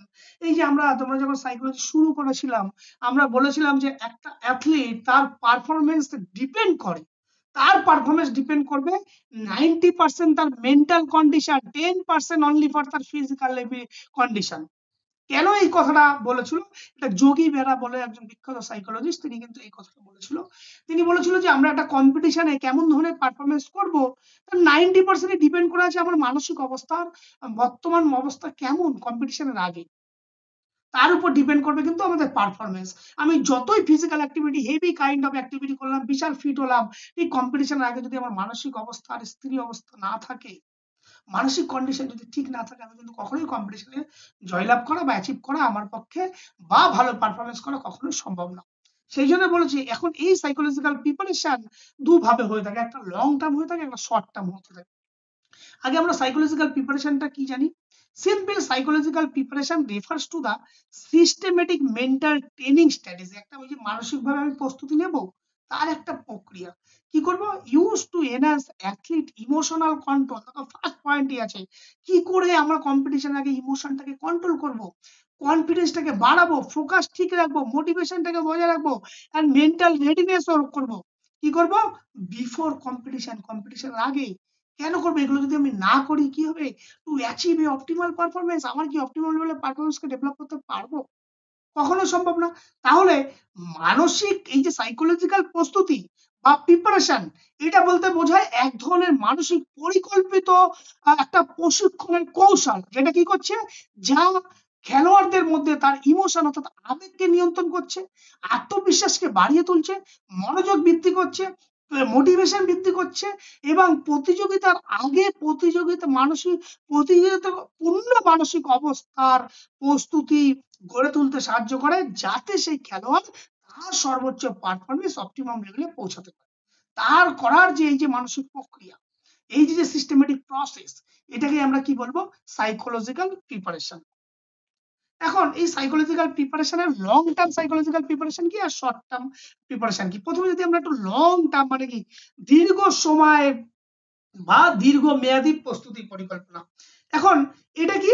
এই যে সাইকোলজিক্যাল প্রিপারেশন, এটা হচ্ছে কি একটা কন্টিনিউয়াস প্রসেস। সেই জন্য বলছে is a continuous structure psychological training program that begin a month year before major competition. একটা ধরো তোমার 2 বছর বা 1 বছর পরে একটা কম্পিটিশন, মেইন কম্পিটিশন, সেই কম্পিটিশনে যে 1 বছর ধরে তুমি প্রিপেয়ার হচ্ছ, বিভিন্ন ভাবে সাইকোলজিক্যাল প্রিপারেশন হচ্ছ, সাইকোলজিক্যাল ট্রেনিং নিচ্ছ, মূল ফোকাস কি? মেইন কম্পিটিশনে অপটিমাল পারফরমেন্স করা। It focus on developing stable psychological traits such as confidence, emotional control, motivation, concentration, coping ability, etc. তাহলে কিভাবে তুমি এই যে পরিস্থিতিগুলো আসলে, যদি তোমার কম্পিটিশনের আগে বা কম্পিটিশনের সময় যদি কোনো প্রকার আত্মবিশ্বাসের অভাব হয়, ইমোশনালকে কিভাবে তুমি নিয়ন্ত্রণ করবে, মোটিভেশনকে কিভাবে তুমি ধরে রাখবে, অ্যাটেনশনকে কিভাবে তুমি এক জায়গায় স্থির করে রাখবে, এই সমস্ত ডিফিকাল্টিস পরিস্থিতির মোকাবিলা করার জন্য তোমাকে দীর্ঘদিন ধরে চালিয়ে যাওয়ার যে পরিকল্পনা প্রক্রিয়া, সেটা হতে পারে কয়েক মাস, কয়েক বছর, তখন তাকে আমরা বলবো লং টার্ম সাইকোলজিক্যাল প্রিপারেশন। তার জন্য কিভাবে প্রিপারেশন নেবো, তার টেকনিক তো জানা দরকার। এতদিন ধরে এই ধরনের কন্ডিশন গুলোকে আমি কিভাবে ট্যাকেল করবো, কিভাবে হ্যান্ডেল করবো, কিভাবে রেগুলেট করবো, কিভাবে বাড়াবো, তার জন্য কি করতে হবে? আমাদেরকে গোল সেট করতে হবে। ফার্স্ট মেথড, গোল সেটিং করতে হবে। গোলটা কেমন হওয়া উচিত? অবশ্যই লং টার্ম স্মার্ট গোল সেটিং করতে হবে। এস ফর স্মার্টের এস ফর কি বলো? আগের দিন হয়েছিল এস ফর, বলো। S for Pacific, M for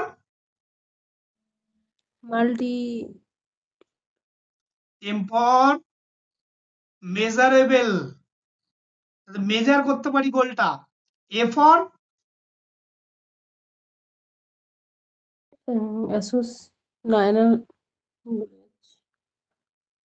A for attainable, মানে সেই কাজের সাথে আমি যাতে যুক্ত নিযুক্ত থাকতে পারি। R for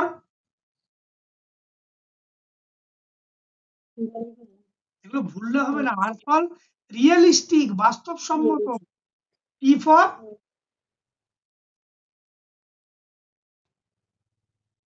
for বলো, টাইম বাউন্ড, নির্দিষ্ট সময় তো রাখবে। এটা ভুল হবে কি করে? এগুলো তো একদম এখন পরীক্ষার আগে এগুলো তো একদম মাথায় রাখা দরকার একদম। আর কি করতে হবে, বিভিন্ন প্রকার মোটিভেশন ট্রেনিং দিতে হবে, সেটা বিভিন্ন হতে পারে, আভ্যন্তরীণ হতে পারে, বাহ্যিক হতে পারে, তাদেরকে মোটিভেট করতে হবে।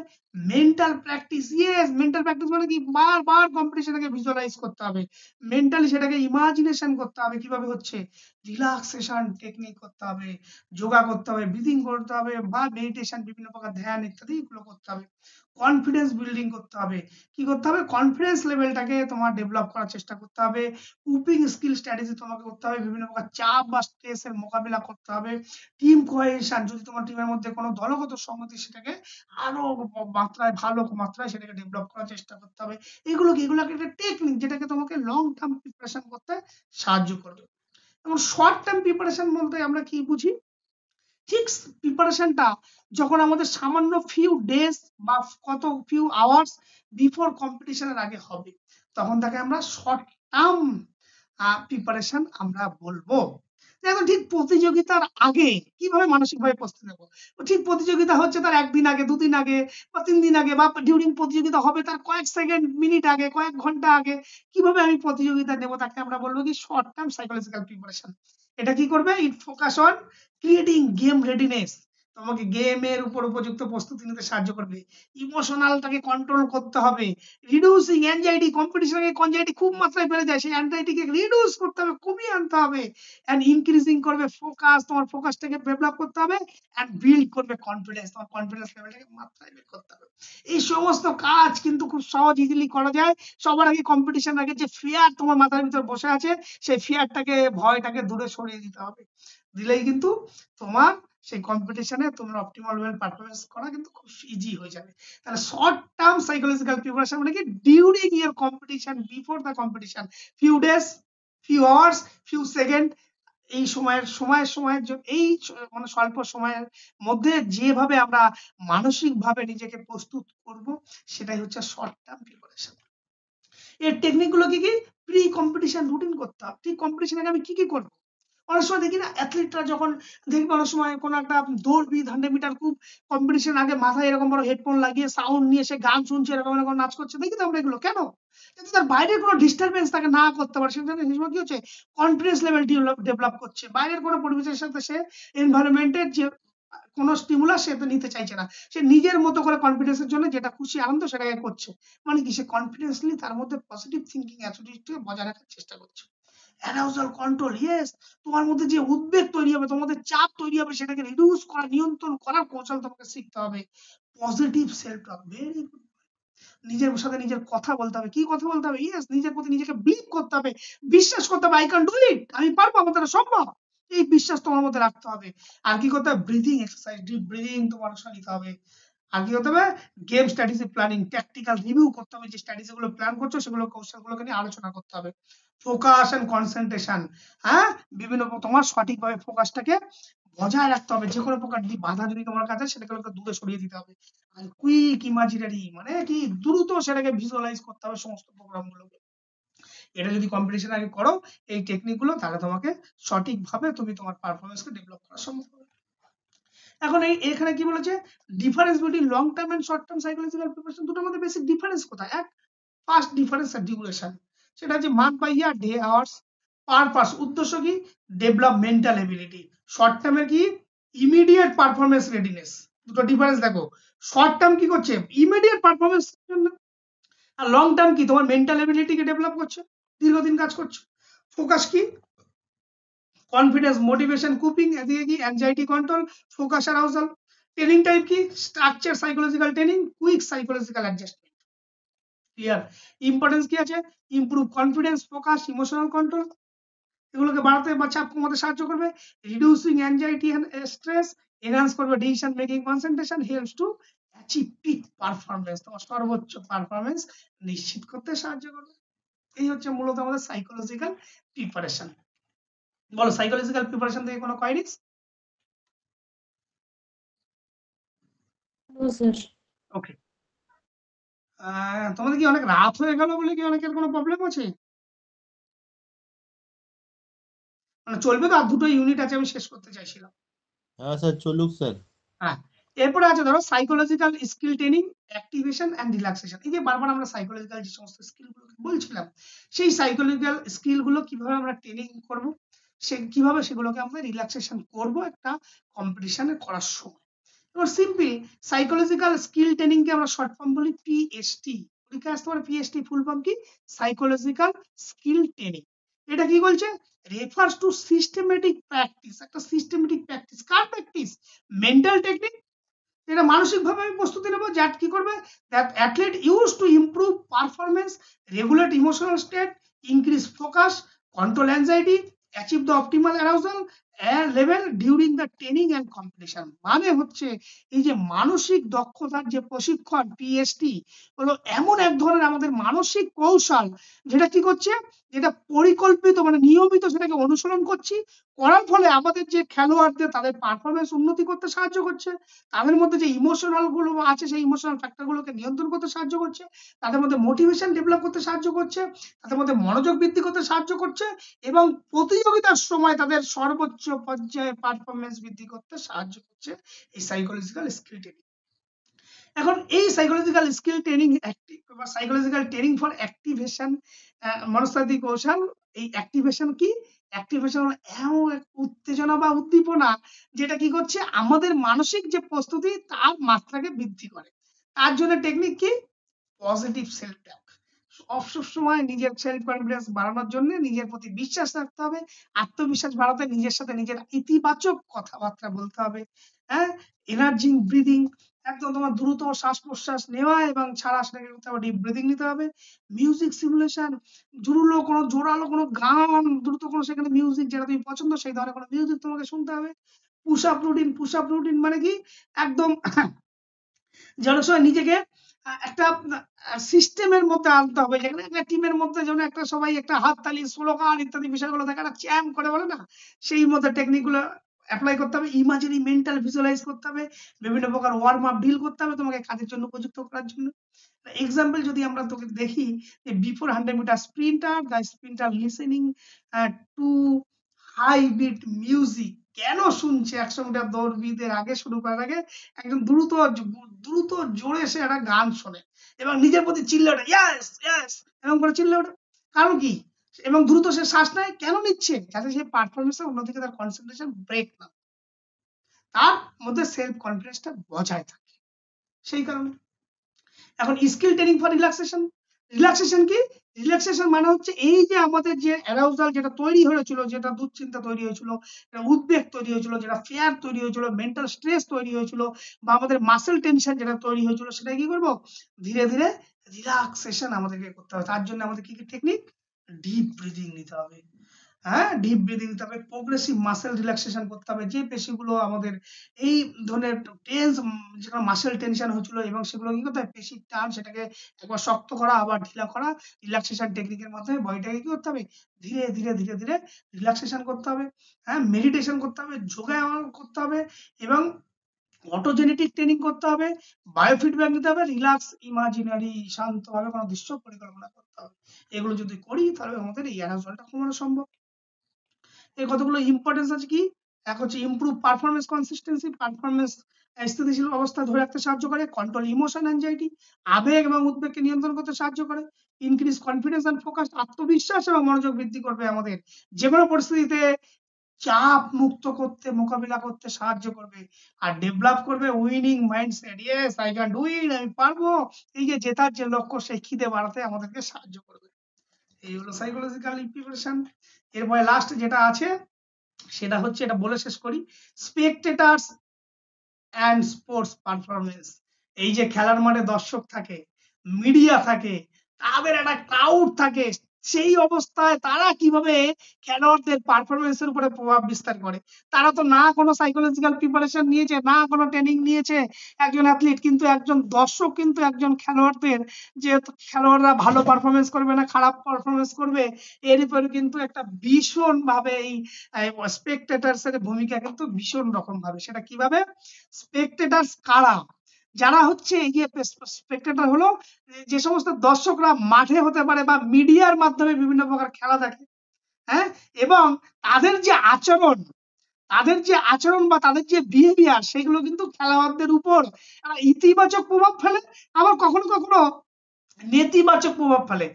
হতে পারে এই যে স্পেকটেটরের কারণে খেলোয়াড়রা ভালো পারফরমেন্স করছে, আবার হতে পারে কখনো কখনো স্পেকটেটরের অভাবে খেলোয়াড়রা খারাপ পারফরমেন্স করছে।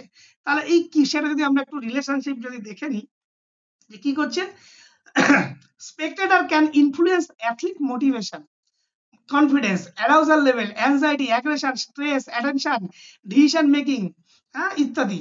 Their influence may be positive or negative. Either performance ভালো হবে, আইদার পারফরমেন্স খারাপ হবে। কিভাবে হয় সেটা আমরা দেখবো পরে। তার আগে effect of Spectator on sport performance আমরা যদি পজিটিভ গুলো দেখে নিই, পজিটিভ এফেক্ট কি করতে পারে? ইনক্রিজ মোটিভেশন, এনথুজিয়াজম, আমাদের মধ্যে মোটিভেশন এবং আত্মবিশ্বাস বৃদ্ধি করতে সাহায্য করে, সেলফ কনফিডেন্স ডেভেলপ করতে সাহায্য করে, এনার্জি এনহান্স করবে, এনার্জি এন্ড এফোর্ট দর্শকের সামনে আমাদের এবং ক্রিয়েট করে competitive atmosphere, how to advantage sports এবং improve performance overall learn skill. এগুলো তো আমাদের পজিটিভ ইফেক্ট। নেগেটিভ ইফেক্ট কখন করবে? Create performance anxiety. ইয়েস, যদি ভালো রেজাল্ট না করি, ভালো না খেলতে পারি, দর্শকরা কি করবে? মাঠের মধ্যে চেঁচাবে, কি খেলেছে, তার একটা প্রেশার মানসিকভাবে থাকে। Causes of choking under pressure, choking under pressure, একটা প্রেশার যে একটা দর্শকের সামনে একটা ভয় ভীতি কাজ করছে, সেই প্রেশার মধ্যে খেলে।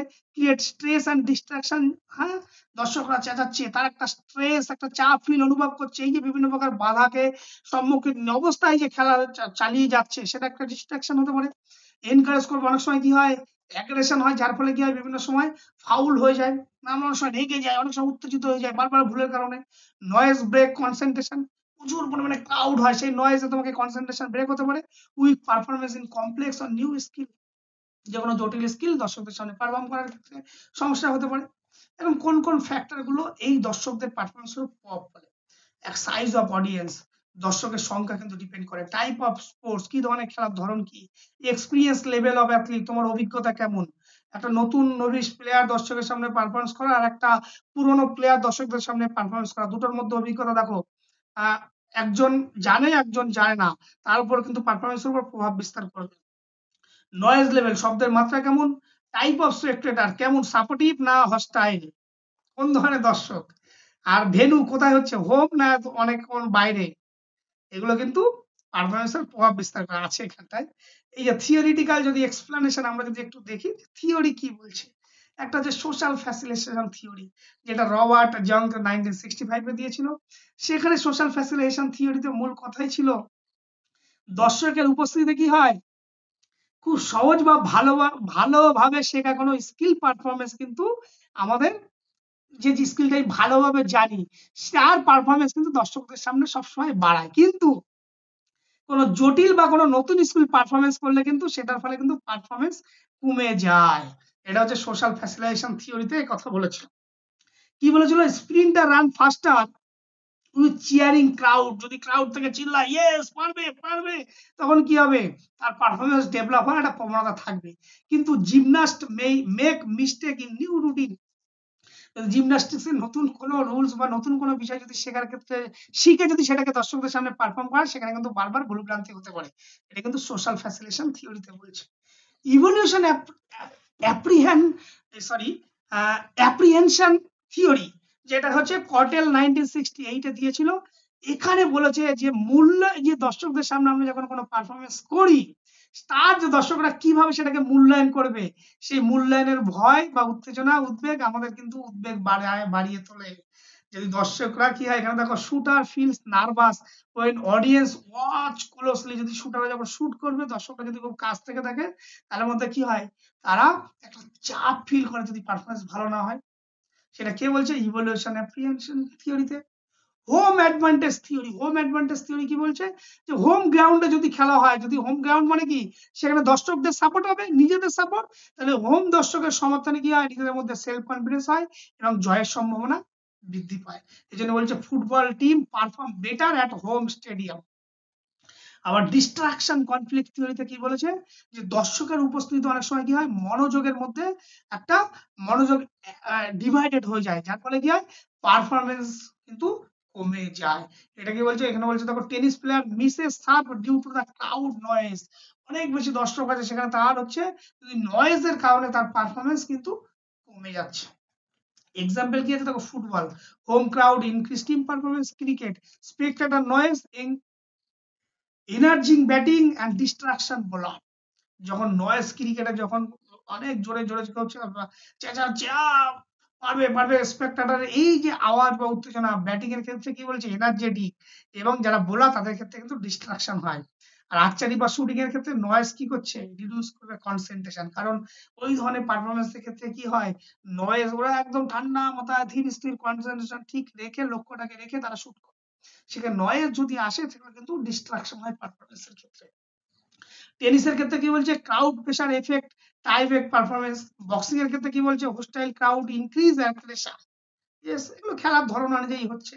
অ্যাপ্লিকেশন দেখো, athlete shoot team crowd handling skill, দর্শকদের চাপ সামলাতে শিখতে হবে, সাইকোলজিক্যাল ট্রেনিং নিতে হবে, coach must prepare athlete for pressure different situation, control spectator behaviour during events, সেগুলো মাথায় রাখতে হবে। টেকনিক কি কি আছে, গোল সেট করতে হবে, মেন্টাল প্র্যাকটিস করতে হবে, কনসেন্ট্রেশন ড্রিল করতে হবে, রিল্যাক্সেশন টেকনিক করতে হবে, সেলফ টক করতে হবে। এগুলো যদি করো তাহলে এই দর্শকদের স্পেক্টেটর উপরে যে পারফরমেন্সের পজিটিভ নেগেটিভ এফেক্ট হচ্ছে সেগুলোকে রেগুলেট করা সম্ভব।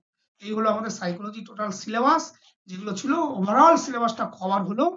এইবার আমাদের কিছু ছোট্ট করে কিছু এমসিকিউ এখানে রাখা আছে, সেই এমসিকিউ গুলো তোমরা একটু চটজলদি উত্তরগুলোকে দিয়ে দাও। Who propose psychodynamic theory of personality, কোন বিজ্ঞানী মনস্তাত্ত্বিক তথ্য ব্যাখ্যা করেছিল বা সাইকো অ্যানালিটিক্যাল থিওরি, কে দিয়েছিল? Option A Sigmund Freud. Question number 2, trade theory focus on, কোন বিষয়ের উপর ট্রেড থিওরি গুরুত্ব দিয়েছিল?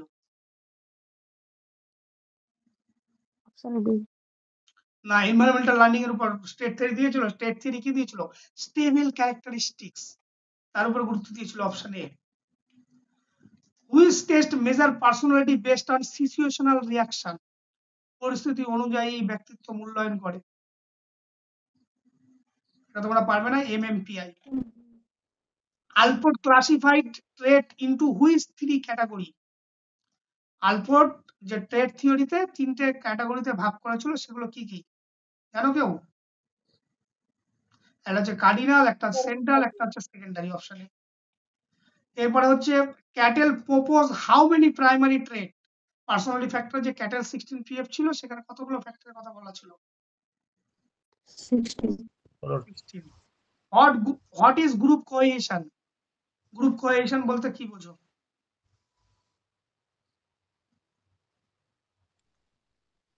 Option A. A degree to which group members stick together. Which leadership style is participative? Option A. অবশ্যই democratic. Task cohesion focus on,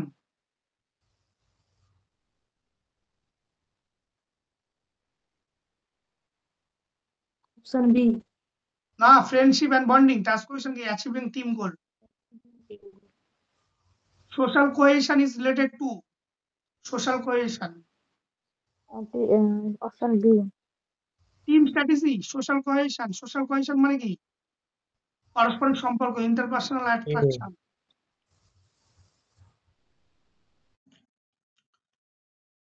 Which is not a factor affecting group dynamic? Weather.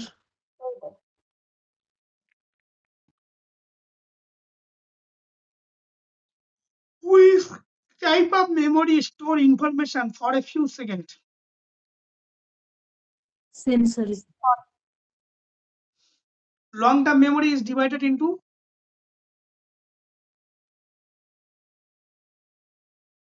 Option declarative, A. thinking involves, thinking involves decision making.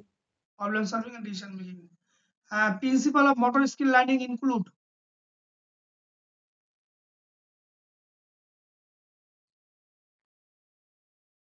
Motor skill শেখার জন্য কোনটা ভীষণ গুরুত্বপূর্ণ? Spectator. Motor skill individual difference, প্রত্যেক ব্যক্তির মধ্যে আলাদা আলাদা বৈশিষ্ট্য আছে না, এজ ওয়াইজ আমি তাদের মোটর স্কিল দেবো না। একটু পরে দাও। Which practice type improve skill retention, which practice type?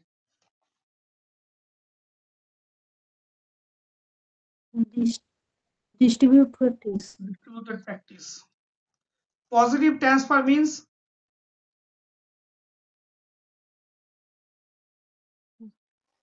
Previous learning improves Option A. improve new skill. Negative transfer occurs past learning Past learning interfere with new skill. Bilateral transfer refers to dominant side to non-dominant side. vertical transfer is Basic to advanced. implication of transfer in sports. In increase spectators. Learning time. Spectator বৃদ্ধি করা কি transfer of learning এর কাজ। Implication প্রয়োগ করবে, transfer of learning প্রয়োগের ফলে কি হবে? যদি আমাদের শিকনটা একটা জায়গা থেকে আরেকটা জায়গায় স্থানান্তরিত হয় কি হবে? Reducing learning time. Long term psychological preparation focus on long term psychological focus. Stable trends like confidence. Option A. Option A. Short term preparation focus on Immediate competition. immediate competition. Which technique reduce anxiety before competition? Deep breathing. Activation of training aims to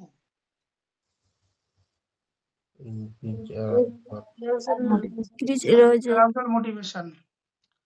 Progressive muscle relaxation is used for Relaxation. Imaginary or visualization can be used for Activation. Option A. both activation and relaxation. Which theory state audience improve simple tasks and decrease complex tasks? অডিয়েন্সের সামনে ভালো performance করবে, পুরনো কোনো skill যে স্কিলটা ভালো করে জানে, নতুন স্কিল শেখায় সেখানে খারাপ পারফরমেন্স করবে। কোন থিওরিতে বলা আছে? Social facilitation theory. Home advantage occurs due to Supportive spectators. Supportive spectator. Distraction conflict theory explain Audience Divided attention. Last প্রশ্ন।